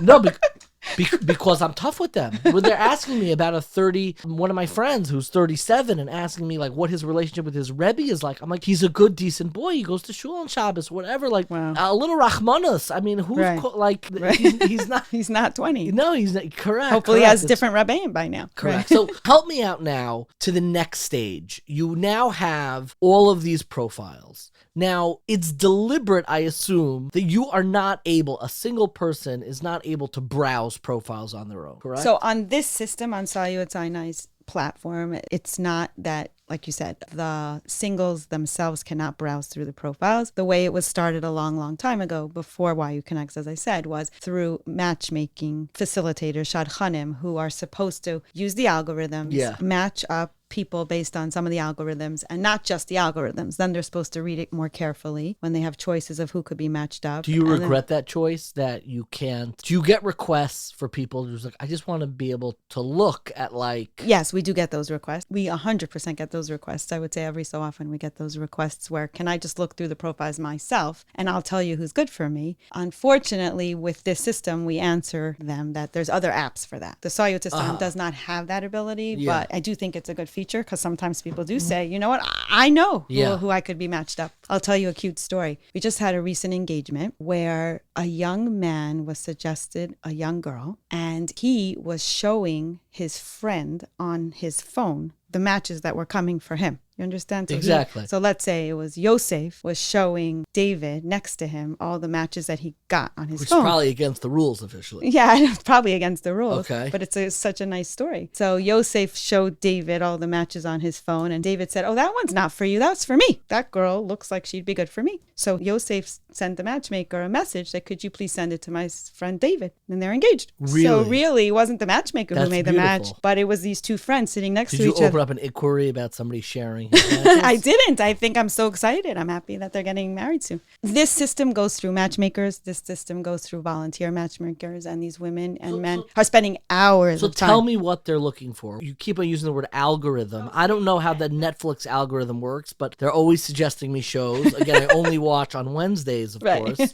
But I'm just curious. You sit together, you have these sheets of paper with different pictures. And what are you looking for to make a match? When the matchmaker takes a point person, the first person that they are trying to make the match for, they click a button. Let's say it's David, and they say, we have David. David is my member. David is the person that I'm responsible to try to find matches for. So you take David's profile, all the checkboxes that he filled in, and you press go. And then it will put side by side a bunch of match ideas on the side to see which ones you think are most suitable for David. Now, it could be a bunch, and the matchmaker is supposed to go through it and see the match criteria. It's very cool because it goes side by side. It's like a split screen. Split screen, and it shows you, like he said, he wants full covering. She writes partial covering, but the rest match up. And in different colors, it shows you what doesn't exactly match up. It's like a blood test machines, like you see, like this is a little off. Yeah. Right. But the good part about it is because sometimes it's not identical. Sometimes, rows It doesn't need matched to be up. perfect. Rows The majority yeah. matched up in these different criteria.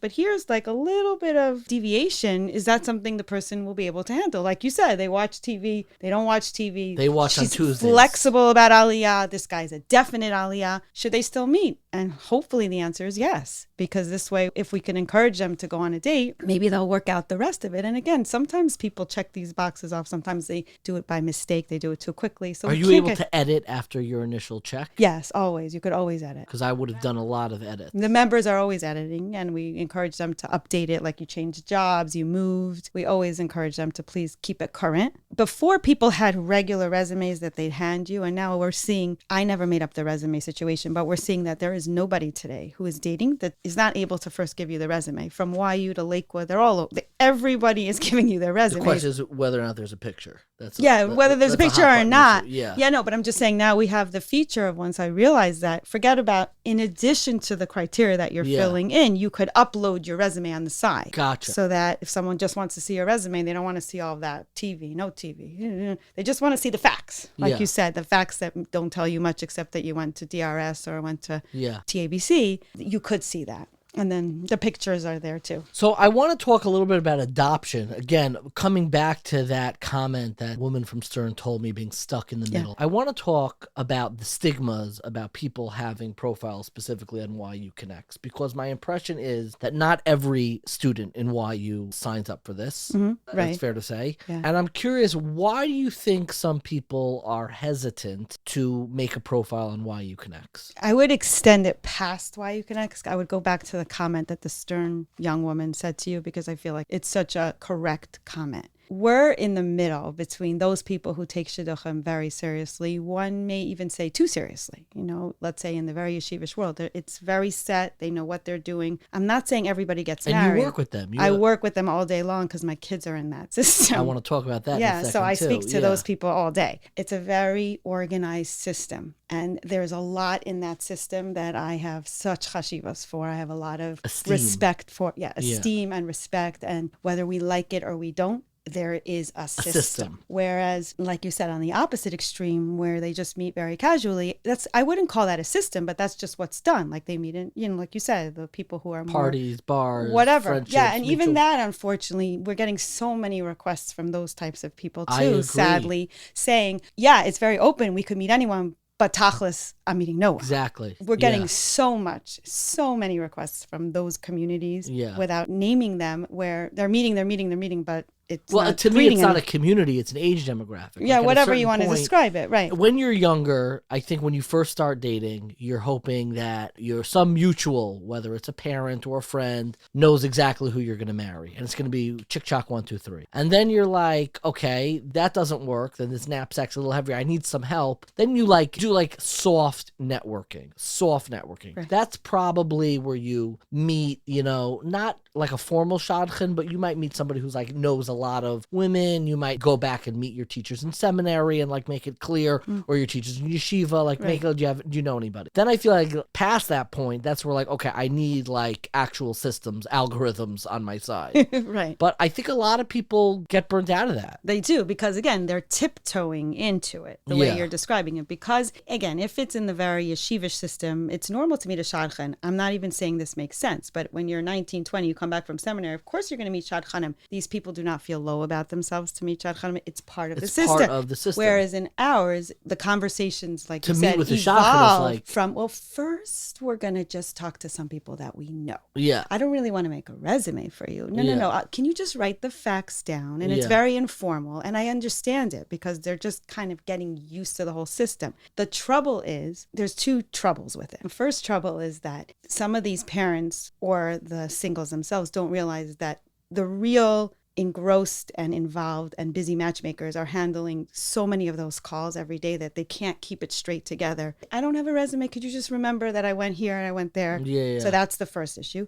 And the second issue is that when it lasts for long, like you said, they're not comfortable with it now, but then at a certain age, 5 years later, they're still not comfortable with it, and they still won't send you their information, and they still don't want to share a picture, and they still don't want to send a blurb. You're really stuck because you're trying to help them and you can't force it upon them. But they don't want to work within the system. Yeah, and I'm not judging them. I completely understand it because they get burnt out. Yeah. But when it's the single or the parent that's very upset with us, of you're not helping them, but you don't want to meet with us. So what do you want me to do?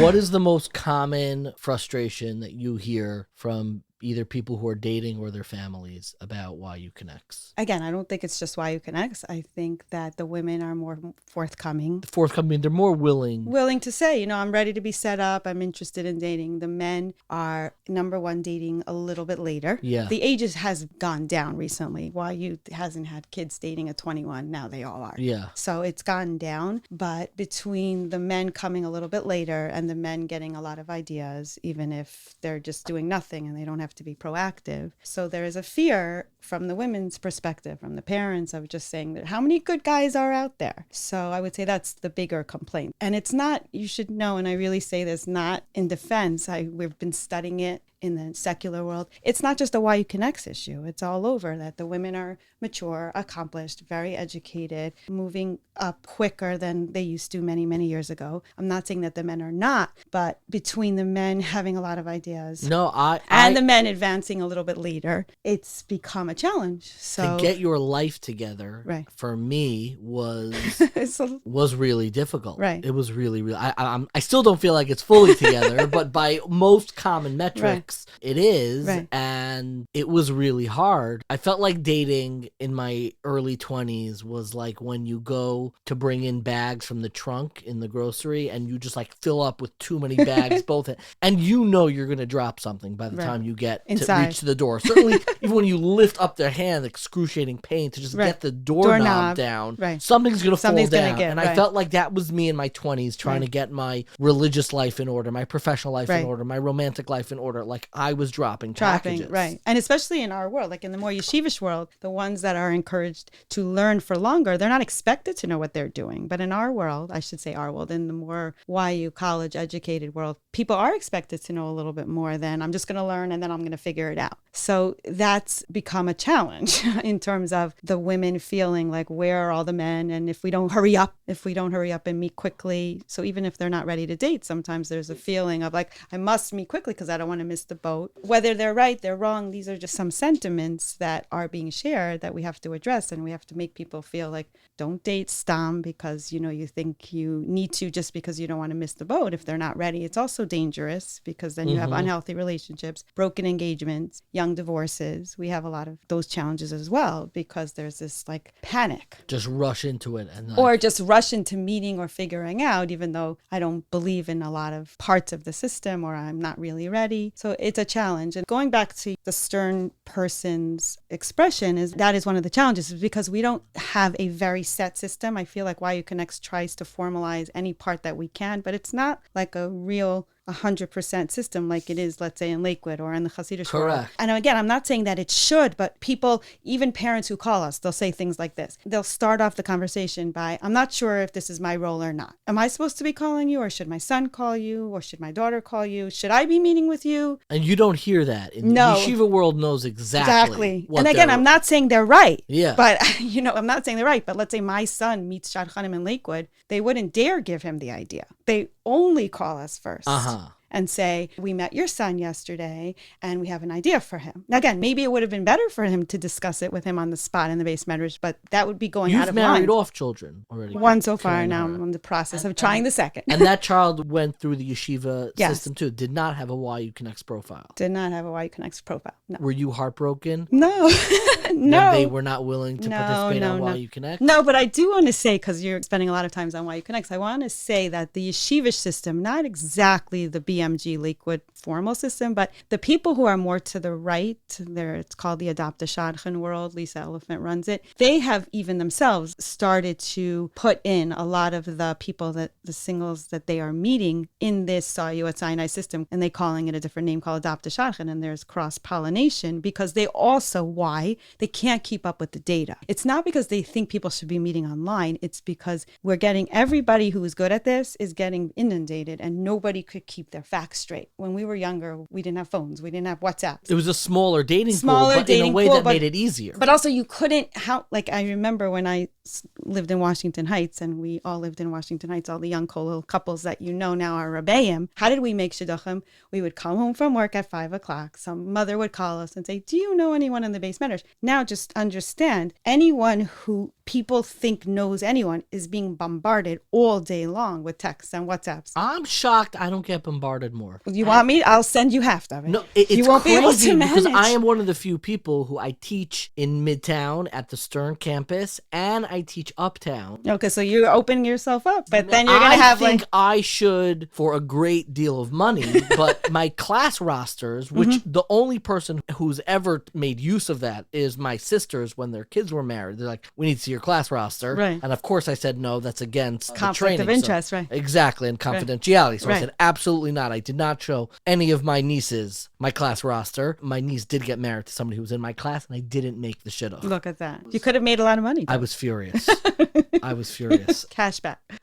But I do think that like that traditional deep knowledge of people, meaning there's at a point where there's only so many people you could know. Right. But their expectation is that, you know, like people who are viewed as matchmakers will walk into a wedding and right away people will be like, oh, you're here? I need to talk to you. I need to tell you. And like, it's kind of like lahavdil, like my husband gets a shaila. Like someone will be like, Rabbi Sobolovsky, I just saw you. What are you supposed to do on Shabbos? And unfortunately for me, he could spit back the answer in a second. Yeah. But people like us who are matchmakers, when we're caught somewhere in the Glad Express or at a wedding, here's my daughter, let me explain to you, who do you have for her? Like 1 minute. Well, one disadvantage, and I've mentioned this to you before, is that in the, let's call it the YU dating world, you don't have enough male matchmakers. Right. In the yeshiva world, there are a lot of male matchmakers. Right. For some reason, I could think about the economic factors. A full-time person in the YU, whether it's the base medrash or the library, who sets up shop and just knows everybody who's there, does not exist. I'm so glad you brought that up, because that is something we're actually right now working on with our donors, because they're recognizing the importance of it. I have to say that we have a few candidates that could do it part-time, and part of the reason is what you're saying is it's not like, number one, economically, it's not something like, nobody grows up in the YU world says, I'm going to be a professional shadchan, whereas in Lakewood, they groom these people, and it's fine. They are. Matchmakers is taken very seriously in the yeshiva world, that could be for people who do it as a full-time job, and the modern Orthodox world in general has such an unhealthy relationship with their professional identity. It's in general. The modern Orthodox world, we're so elitist with the professions and the things that we do and the things that we go into. And I think, to me, this is becoming the biggest issue with dating in the modern Orthodox world, is there's such an emphasis on being able to earn a very serious living. Correct. I know for myself, the fact that I wasn't, in a traditional job trajectory, absolutely it was the number one factor that made it harder to get, like, people were nervous about it. Right. And they still are. You should hear some of the comments we get when we're describing wonderful men. He's only going for that? How is he going to earn a living? What, doing this? And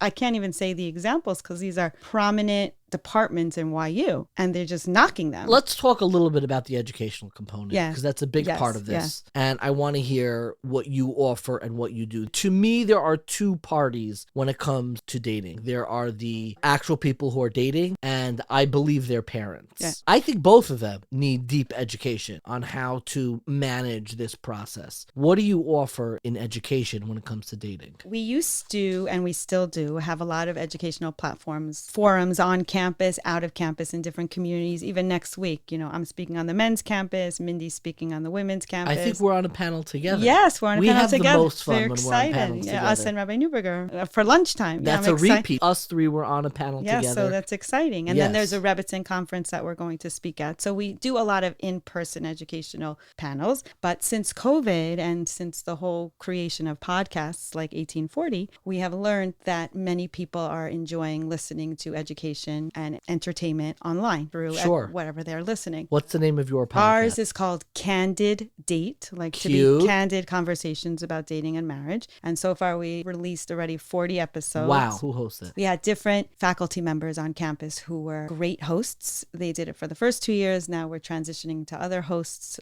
people who are going for their social work degrees, who are doing an internship for YU Connects. Makes it a great partnership for them to interview and delve into what are healthy relationships with different experts in the field. Do you know what your most popular episode was? Yours was excellent about what is Bashert. Could check that out. We could link to that. Please. No spoilers. Listen. Well, minor spoiler. I don't believe in Bashert. Yeah, I know. So it spoke about that. That was an excellent one. The other one, which was very popular, which we touched upon in our conversation about the dating profiles, but it's a whole separate conversation, is about the use of labels, where different hashkafic labels mean different things to different people. I hate the hashkafic They're labels. awful. We used to only have... You have the labels. We had them. There's I once showed... Because it's the Soyu Atzana. You have Modern Orthodox, Machmir, liberal, traditional, conservative. There's so many. My least favorite by a mile, it's the most stressful demographic in Judaism, is Modern Orthodox Machmir. We don't even know what it means. They're the worst.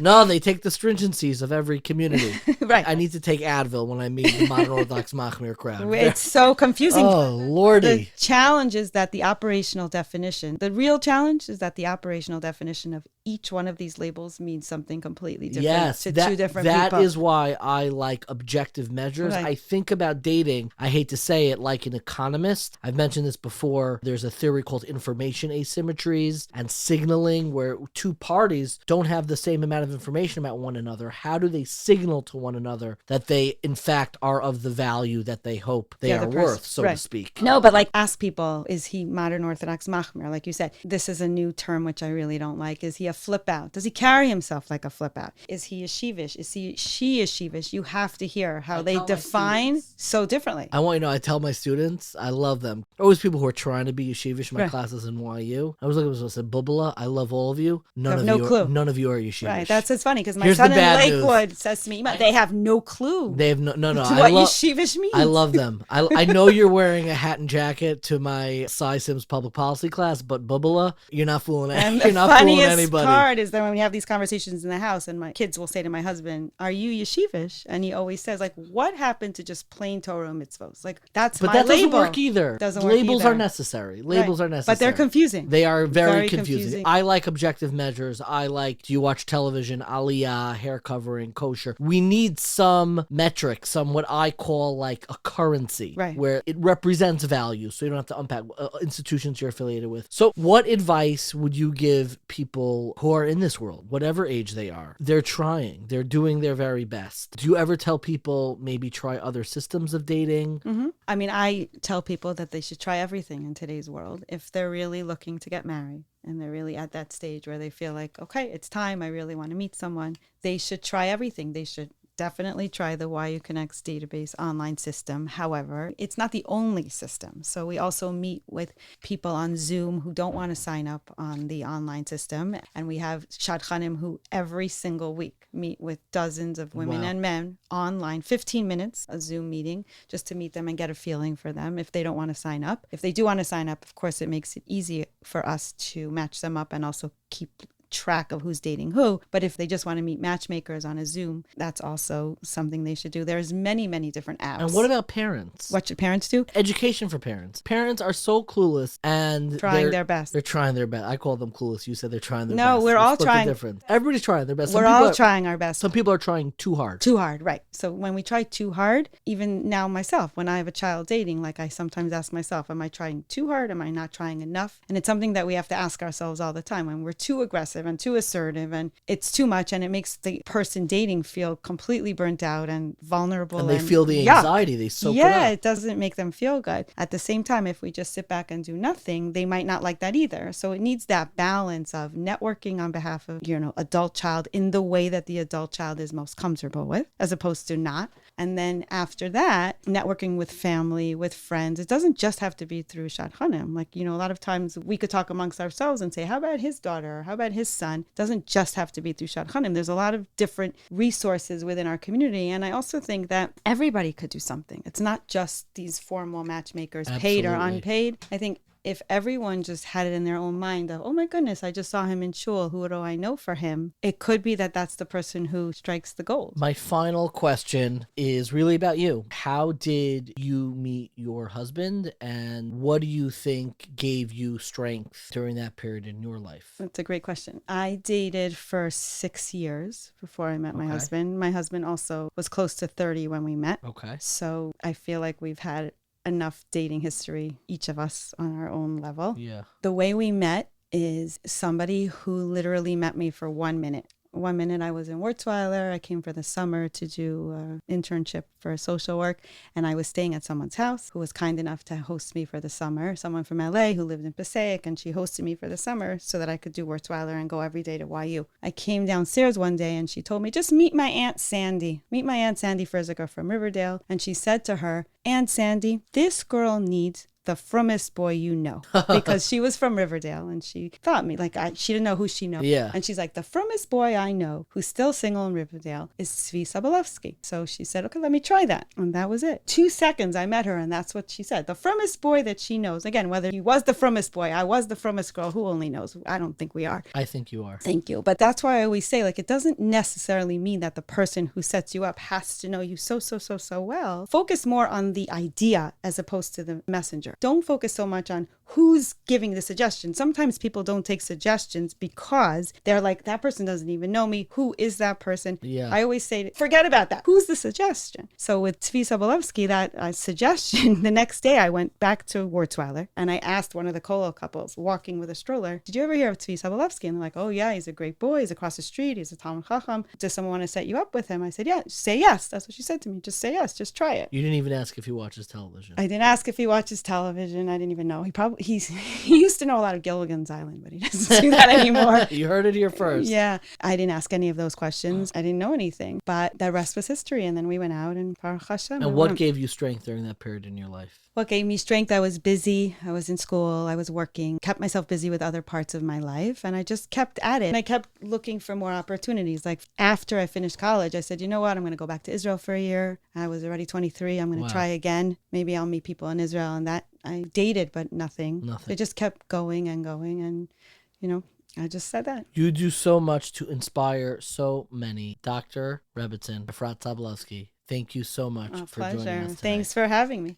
And there's no question, you know, the online dating profile is in some ways kind of checks off and merges two different categories, which is the role of the shadchan, but also kind of giving a little bit more choice to the people who are dating. It kind of straddles those two worlds. Some may say that it is in neither world. It's kind of in like a no man's land of dating, which I think a lot of people feel in their dating lives. I think like what Dr. Yitzi Schechter had mentioned to me, I think everyone who is struggling is looking over to the next world and saying, they have it so much better. And so much of this process is finding alignment between what works for you personally and the system or the cultural universe in which you date, in which you inhabit in your dating life. And finding that alignment is not always so easy. There's no checklist to figure out, you know, which one works. But knowing that they are out there and they operate sometimes in drastically different ways, sometimes in slightly different ways, I think is important in making decisions and how you approach your own dating life. I always think there can be things to learn from understanding these different universes. Our last conversation is with somebody who I know personally is one of my wife's closest friends. I've known her for many, many years. We grew up really in nearly identical universes. We both grew up in the five towns. But I wanted to have a conversation about J-Swipe. I think there are a lot of misconceptions about what are the opportunities and what are the costs. Why are people on J-Swipe? How to make sure you have an effective experience on J-Swipe. And our final conversation is with Devora Mansdorf Ajami. That is her married name. I, of course, know her as just Devo. And we spoke about J-Swipe, where she actually met her husband. She didn't begin dating in that world, but she eventually migrated there. And we spoke a little bit about some of the advantages, disadvantages, the struggles, the hurdles about finding commitment and love on J-Swipe. Okay, I am so excited because we're talking to somebody who I know quite well, one of my wife's closest friends, a former Keter Shem Tov awardee. Keter Shem Tov, Keter, yeah. SKA, Keter Shem Tov awardee from the SKA graduating class of 2006. 2006. Mm-hmm. It is my absolute pleasure to introduce Devora Mansdorf, now Ajami.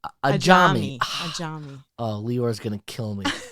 But the reason why I invited her, we are speaking because you met your husband through J-Swipe. Right. And we're going to get to that final end of the story. But I want to start at the beginning. How did you start dating? And how old were you when you started dating? I started dating in Stern College. So I was probably 21-ish. And I dated the typical way most Stern girls date, which is friends setting me up. Friends, family members. This is a little known fact. I think I mentioned this to you once. Our sisters who were close also tried to set us up. Yeah, I wasn't aware of this till recently, but yeah. Yeah, I think somewhere in a Yahoo email. But yeah. I was at the peak and maybe AOL. Yeah, maybe Toba827, yeah. So you started dating regular, what kind of boys you're going out with? A regular from YU type, regular. I grew up in Young Israel of Woodmere, if anyone knows that type. Yeah. And you came from like a very established, very active family within the five towns? Yes, very much so. Just run of the mill. Yes. Let me ask you this question. At what point when you were dating did you realize, or maybe that it first dawned on you, this is not working out as planned? I don't think I realized that it wasn't working out as planned. I would say that when I graduated Stern and I was applying to dental school, I was highly considering leaving the New York area and going to University of Maryland because I liked the school. And the idea of leaving the New York dating world was scary to me, but also scary to others, that I was leaving that typical realm. So I'd say that was was the first time I realized I was going to be stepping out of that. And when you say, it's so interesting, the New York dating world. Yes. What do you mean by that? We talk about yeshivish dating, we talk about modern Orthodox dating, we talk about Chassidic dating. Mm-hmm. We rarely associate dating with a geography. What do you mean when you say New York dating world? It was a really big deal for me to leave New York. Going to Baltimore, I would say I was stepping into more of a yeshivish world. So that was a different style of dating. The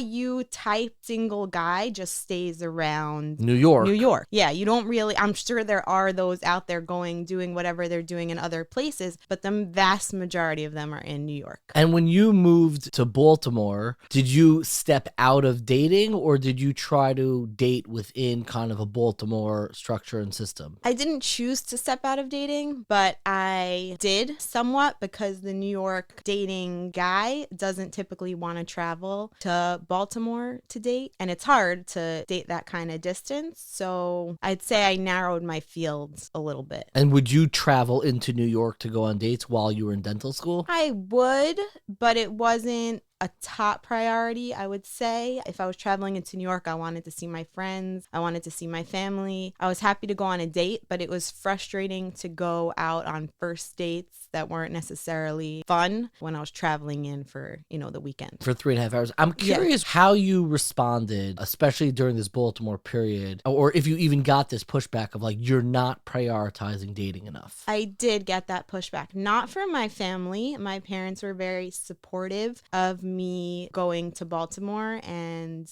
going to the dental school I wanted to go to, and figured everything would work out. But I did get a lot of pushback from friends, or even not close friends, but people, around, or just concerned neighborly, Like, why are you prioritizing your professional future on top of your romantic future? Exactly. And did that make you nervous, or you were like, like you're crazy? It made me nervous, but at the same time, it was also exciting to kind of step out of what I'd been living in for my whole life. And, Baltimore's not that far, but see what else is out there. Because it is a different kind of community. It is a little bit more of a yeshivish, low-key, the inverse of the 5 towns where we both grew up in a lot of ways. Yes, it's much more yeshivish, but it's also just another place outside of New York. And this is just like an important part. It seems niche, but I think a lot of people struggle with this. I know I do. I know all of my friends who grew up in like major Jewish communities. And Baltimore is like forever been on the cusp. It's very major, but it doesn't have the maybe like fancy infrastructure, gazillion fancy restaurants and all that stuff, and the culture that exists in a lot of other densely populated Jewish areas. In terms of your long-term experience with dating, do you think that was a positive experience or a negative experience? So it's something you would recommend to people to step out. I don't want to use the word traumatic, but like I know for myself, I was in yeshiva in Baltimore for many years.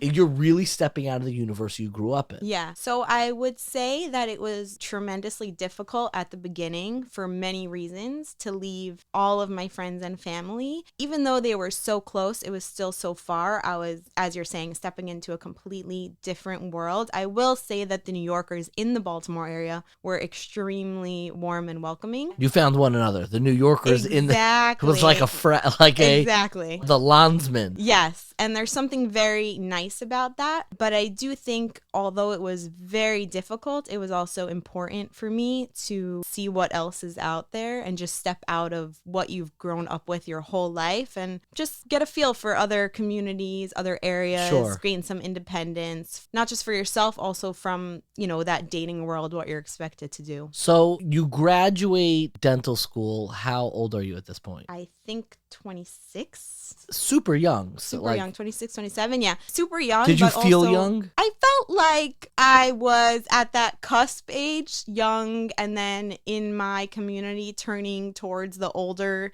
end in terms of dating. Okay, and then you move back to New York. I moved back to New York. And how are you dating now? You re-enter the New York world. Are you still dating? Is it still kind of modern Orthodox family and friends? Yes, still that. And J-Swipe had taken off a little bit at this time. A bunch bunch of my close friends had downloaded it, including myself, just to kind of see what's out there. It was just like a fun app. I don't think any of us knew if we were really going to go out on that many dates from it, but it was just a new concept. And like the first time that you downloaded it was like half joke, half serious, like that kind of thing. Like, Yeah. oh, this is, and like you're all filling out the profile together. Exactly, going through other people's profiles, a lot of curiosity and just, fun. And so you're just exploring. Do you remember what you wrote on your profile or what the prompts even are? I think I didn't write anything. There were no prompts when I started using it. I don't think I wrote anything at all. I just, put up probably a picture that was probably the same as my Facebook profile picture and let it be. Yeah. And you got matches right away? So you swipe. So yeah, I don't remember exactly if I'm being honest, but yeah, you get matches, you start, swiping right. And then as we actually started using it for dating, because people did start using it for dating at that point, you start seeing the same people over and over. So less exciting than the beginning. Because you do it based on the geography. Exactly, location. And when you first started, you at no point retired from family and friends being set up that way. No, wasn't tired. I was tired of going on bad dates, but I wasn't tired of, friends reaching out, wanting to set me up. And you moved into, would you call it a different scene, meaning religiously, the socio-cultural expression of your religious life also begins to evolve as you're now older, you're living on the Upper West Side. Yeah. Was there a conscious shift about the type of guy that you were looking for at this point? I wouldn't say there was a conscious shift. However, I think that as the dating scene moved, I never lived in Washington Heights, but I visited my friends in Washington Heights. As my friends moved from the Heights to the Upper West Side, there was definitely a shift of being, more open, more involved in a different world than that stern YU world. Can you be a little bit more specific? Open to what? What does that mean, open? Like a boy, like I used to care if the boy wore a yarmulke. Now I don't care. I would say smaller things, like at the beginning, it's more typical to be dating guys who were going to minyan a few times a day or wearing a certain type of thing on Shabbos, a suit. You move to the West Side, it's more relaxed. It seems silly, but you could wear a pair of pants, a button down, and you can still be religious. It's not necessarily how you grew up with, jacket, tie, being considered the only way you can step into a shul. It's funny that you mentioned that. It's one of the things I never let go of when I was single. I don't know why it meant so much to me, religiously. And I remember I would feel out of place. And it's almost one of the reasons why I never fully transitioned into what would be called a singles community, because I was still fairly formal on Shabbos. And that is a cultural distinction. It sounds silly, but it's a real thing. It is. And for me, that was actually, I don't think I consciously realized this, but now that we're talking about it, those were little things for me that I guess a part of my community is, I wouldn't say stuck on, but that's a part of the culture that just didn't matter to me in the overall mindset of who I wanted to be with. Those things can be fairly important when you're being set up from, the world I was being set up from. So little things like that changed my mindset. And you started dating J-Swipe. I mean, the basic idea of J-Swipe is that it's an app where you can set geographic parameters, and then if two people both swipe on the same profile, what happens next? So then you get matched, and then you have a certain number of days. I want to say it's 18, I might be wrong, to one of you can chat with the other. It doesn't matter who initiates. And then you chat, but does the chat mean that you're going to actually go on a date? No, definitely not necessarily. With my husband, an Israeli, if he's going to start chatting with you, you're going to end up going on a date.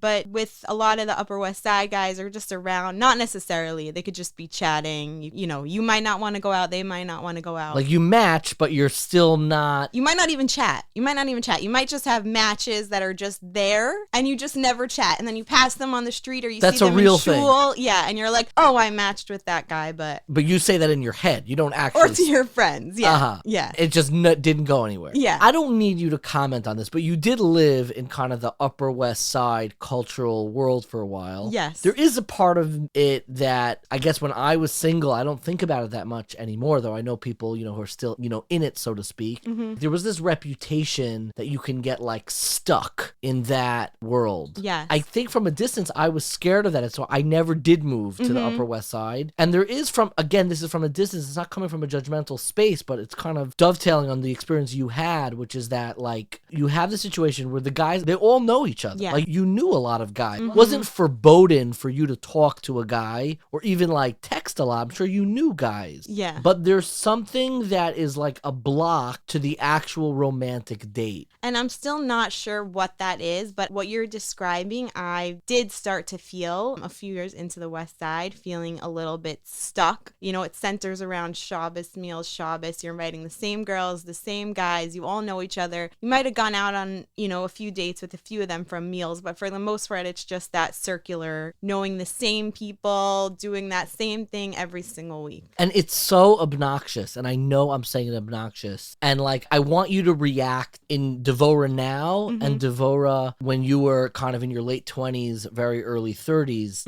when you were going to this. I come into a meal, you know, Tova and I, you both know, you know Tova, that's who you really are close with. And we come into a meal and we look at the table and we see all these guys and all these girls. And there is this sense, and it's such a married friend. It's like, why don't you all just marry each other? Right. And it's the most obnoxious I can feel the offensiveness. Yeah. How would you react if I would have said that? And just, like, I wouldn't, like, literally announce at the meal, but, like, it's like, why doesn't everybody just, like, marry each other? Like, you all kind of get along. I think we would say the same thing to each other, meaning single on the Upper West Side. Like, why does this not work? You know, we know each other, we're with each other all the time, but it just doesn't. I don't know what it is. I could only speak for myself. Maybe at a certain point, I was looking for something a little bit outside of that, you know, of that Upper West Side scene, of all the shtick from the Upper West Side. Maybe we're all just sick of it and looking for something a little bit outside of it. When you say shtick of the Upper West Side, what's the first things that come to mind? Shabbos, Kiddush, talking to each other, going to all those meals. It's like you're friends, but you're not dating. There's a lot of it. You know, there's all that pressure like there is in every society. Every community has their own thing, you know, looking cool, being friends with the right people, dating the right people. And it's like, at a certain point, what does that even mean? Yeah. And this is a theme throughout, every community has it in its own way. Yes, definitely. Like, it starts, I'm sure, in the Chassidic world, right? At least for sure in the Yeshivish worlds, for sure in the Modern Orthodox world, and also in this world. So take me through, how many dates, different guys did you go out with on J-Swipe? Do you have any ballpark? I have no, it's just so not my personality to keep track. I don't even know, but a lot. At a certain point, that was how I dated the most, and it's actually how I preferred to date at that point. Why? When I was getting set up, it's more what other people want to set you up with, and then there's a lot of pressure. They might think they know what you want, and then they're texting you and, you know, you should go on another date, telling you should go on another, the other guy should go on another date. I was an independent person at this point. I was professional, doing my own thing.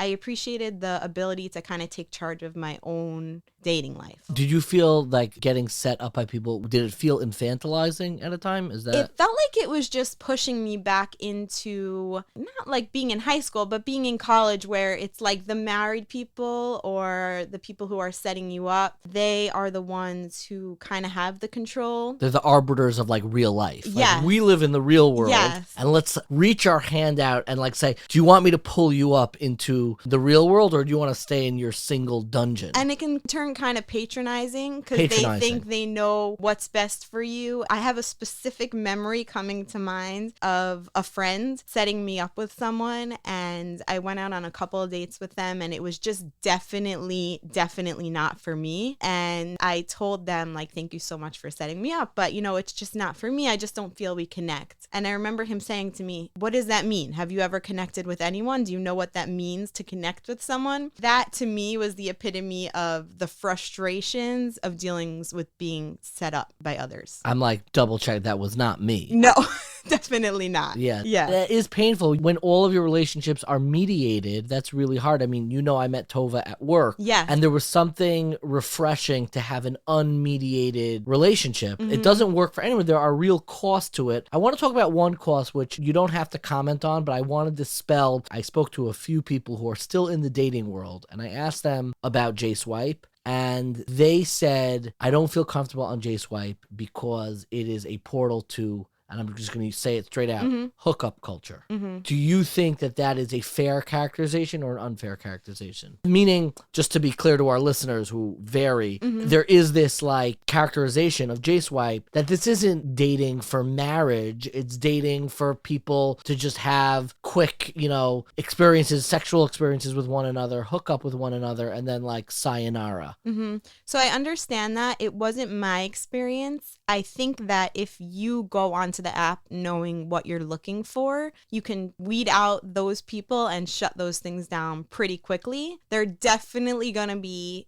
people like that on the app. And if that's what you're looking for, I'm sure you can find it, no problem. But again, for me, that was another sense of taking control. Do you have tips for how to weed out the people who are not there for the right reasons? Definitely. There definitely have been people that message me that have said something that I viewed as maybe a little creepy or just not what I was looking for, and I would just shut it down right away. How do you shut it down? You're able to I would just delete the chat. so they no longer have the ability to Mm-hmm. communicate. Or if I wanted to be a little nicer, like I didn't think they were quite rude, but it wasn't for me, I would just say, listen, I don't think we're looking for the same thing, and just then delete the conversation. So what really fascinates me is that you married one of the loveliest people. We've become Mm-hmm. quick friends. Dare I say best friends of all. I really, really like you married Lior Ajami, Yes. who has an incredible business. I just want to give a quick shout out to. Remind me Thanks. what it's called. It's called Israeli Bamit Bach. You could look him up on Instagram. He's an incredible chef. As David can attest, he's tasted some of He his is, stuff. yeah, incredible. And he does pasta making classes, which are super fun. He does pasta making classes. Yes. It's so fascinating. Yeah. And again, where is it on Instagram? You can find it? Israeli Bamit Bach. Bam Mitbach. Bamit Bach, meaning Israeli in the kitchen, is what it translates Oh, to. Bam. Of course I knew that Mitbach Yeah. means kitchen. Of course I But knew we that. write it in English. My yeah. Hebrew's phenomenal, even though I went to South Shore. My South Shore roots are peeking through. Yeah. But your relationship with Lior, Mhm. in many ways, highlights both the opportunities. It's so beautiful. You're Mhm. married. It was not a quick or easy trip Mhm. getting married. Right. Much like myself, it didn't go smoothly, or so to speak, I'm using air quotes, as planned. Uh-huh. But on another sense, in order to foster this commitment, there were, dare I say, like costs or real hurdles that the more mediated shidduch system is designed to avoid. For sure. So take me through the initial relationship when you finally meet him. When did you find that he's coming from a very different place than me? Background. So when you were saying, did I put anything on my profile at the beginning? I didn't. But when I was on J-Swipe more recently before I got married, I did put on my profile Shomer Shabbos and Shomer Kashrut because I did want to, weed out anything else.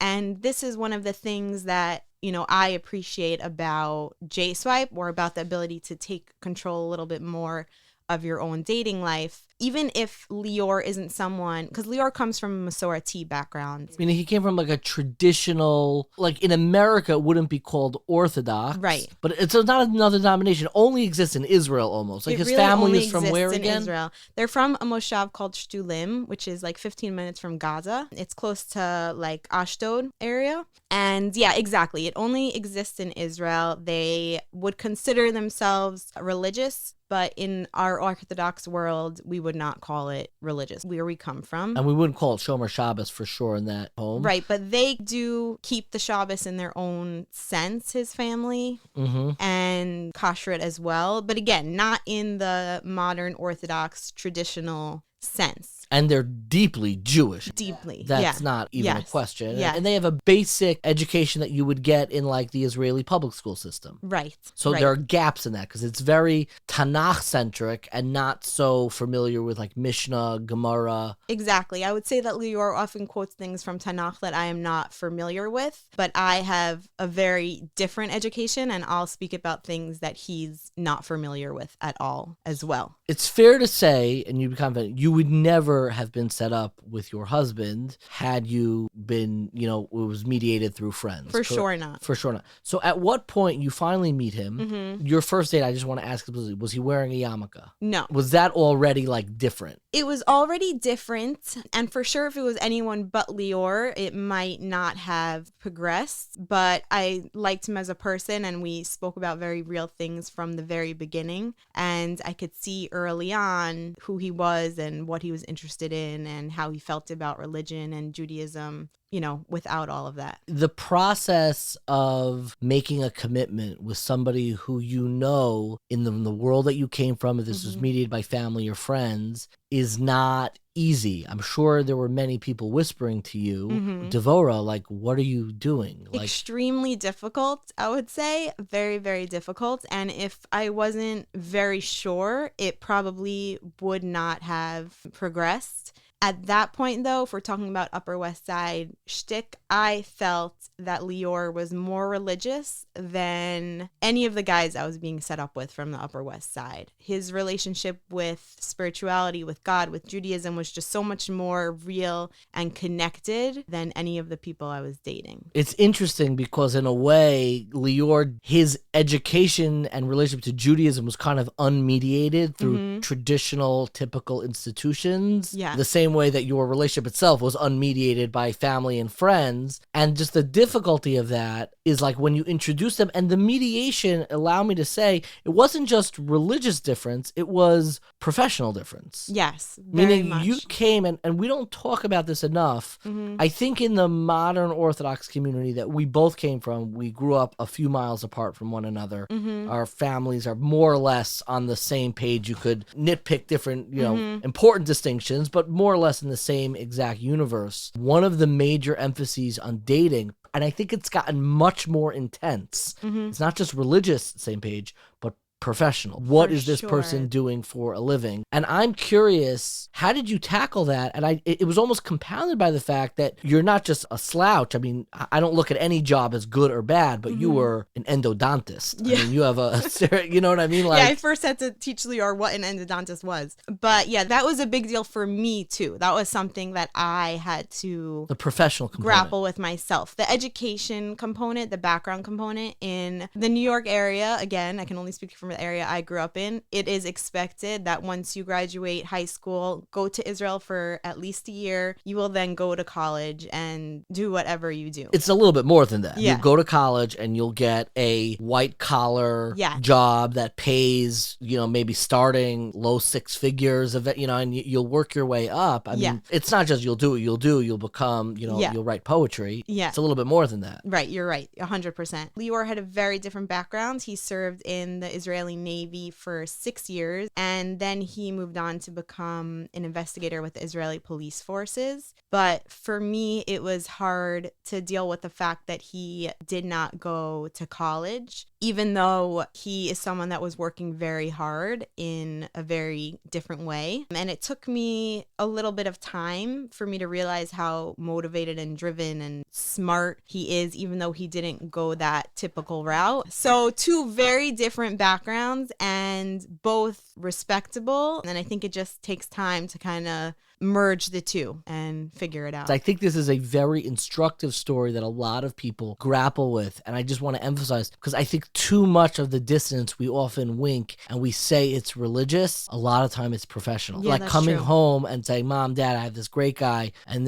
what does he do? Like, he's a firefighter. He's a police officer. He's a plumber. And you can see parents may not say it explicitly, but you can see their face tighten up. The cringe. Yeah. And I'm curious for you, what was the advice, the mindset, or the ideas that allowed you to overcome these hurdles? Dealing with the typical system and realizing it didn't work for me. Coming to a point and saying, this didn't work, so I need to do something a little bit different. Stepping outside of my comfort zone, knowing exactly what I wanted also and what I would compromise on and what I wouldn't. And just allowing myself to realize this is making me happy and maybe my life is going to look a little bit different than I thought it was going to look 5 years ago. But it's working for me. So make sure you know what works for you. How old were you when you got married? 32. 32. I was at your wedding. It was Yeah. It was a COVID wedding, COVID which wedding. made it extra lovely. Thank you. It felt different, not just because you were marrying Lior and it was like, it felt like it should have been a COVID wedding in a way. Yeah. Like it was this very close-knit, very familial, very special. I'm sure there were many loved ones who you wish could have been there who weren't, but it ended up being one of the most special weddings I've ever been to. It was like Thank 100 you. people. Yeah, 70. Yeah. 70 people. Yeah. Super, super lovely. Thanks. But I'm curious, your experience to me is so deeply instructive of somebody who really took initiative and really, I don't think you settled your values. I think you clarified them and laser focused them. Mm-hmm. What matters to me? You didn't compromise on, you had very real red lines as you continue to have. But I'm curious, when you look at people who are kind of still, maybe they are stuck, what advice do you give them if you're in that world? And I appreciate that me asking you to give advice is breaking every rule. You don't want to be the two married people sitting in a Exactly. room being like, here's the advice. But I'm curious, when you speak to friends about this and you did kind of break out and find a path of yourself, what advice do you give people who are dating or thinking about leaving the system they're in, the geography they're in, and going elsewhere? So hard for me to give advice because just a second ago I felt annoyed sometimes when people would give me advice, and sometimes it's just not working for no other reason than it's just not working. But I would say that you have to figure out what's important to you and then be open. Just be open. I think in the community we're in, it's hard to really open up and see other things and appreciate other values and honestly respect people who are a little bit outside of our typical realm. And I think people who grew up in the very dense, I would even use the word insular. When we use the word insular, we're usually describing the Chassidic world. Yes. I believe that word is very fair to apply to the five towns, to these very close-knit Teaneck Bergenfield. There's an insularity. We bristle at using that term. Like I went to graduate school, but an insularity in what you're willing to consider and being able to see something in front of you that's a real opportunity for love and commitment and saying, we could build something together. Yeah. I think that no one would have thought Devorah Mansdorf, SKA girl from Long Island. Keter Shem Tov Awardi. That's important. Keter Shem Tov is going to end up with an Israeli chayal from the South who grew up in a Masorti background. But you never know. You never know. And you finally were willing to know, and knowing you and knowing Lior is really a treasure, and I cannot thank you enough for joining me today. Thanks for having me. This has been a fairly long journey. We began in the Chassidic world. We spoke a little bit about the Shidduch crisis, the differences between the Yeshiva world, the Modern Orthodox world, spoke about why you connect, and of course, J-Swipe. And I think that each of these are different options that highlight or emphasize different values in dating. And I think in everyone's dating life, it is about figuring out how you take these different emphases and center yourself and align yourself in a world that you're most comfortable with in order to find, what dating is all about. And that's somebody who you can love and commit to and build a life together. But I think it's so important that we don't take, preconceived notions about any of these worlds, not for ourselves, not for friends or family members that we know and love who are trying to navigate this. Dating is already a very lonely and isolating experience. And one of the ways that we can make it a little bit easier is knowing the different systems and worlds that are out there, knowing the different processes and approaches, and finding that alignment in the process itself between what works for you personally and which system will be the kind of the least difficult or bumpy road. There's no doubt that each of these roads is bumpy in their own way. Some of them are obviously not even in consideration depending on where you are situated now, but knowing that they are all out there and knowing that each of us has a role to play, whether we are married or whether we are single, each of us have a role to play in making this journey a little bit easier and with a little bit more dignity and choice to allow people to find that romantic commitment in their lives. So thank you so much for listening. This episode, like so many of our episodes, and she deserves an extra round of applause for this series, which has required so much more editing and assembling and all of that stuff, but our dearest friend, Dina Emerson. It wouldn't be a Jewish podcast without a little bit of Jewish guilt. So if you enjoyed this episode or any episode, please subscribe, rate, review, tell your friends about it. You can also donate at 1840.org/donate. It really helps us reach new listeners and continue putting out great content. You can also leave us a voicemail with feedback or questions that we may play on a future episode. And that episode is coming fairly soon. So be sure to leave that voicemail. That number is 917-720-5629. Again, that's 917-720-5629. Feel free to leave your name or don't, but we'd love to hear from you. And if you'd like to learn more about this topic or some of the other great ones we've covered in the past, be sure to check out 1840.org. That's the number 18, followed by the word 40, FORTY.org. You can also find videos, articles, recommended readings, and weekly emails. Thank you so much for listening, and stay curious, my friends.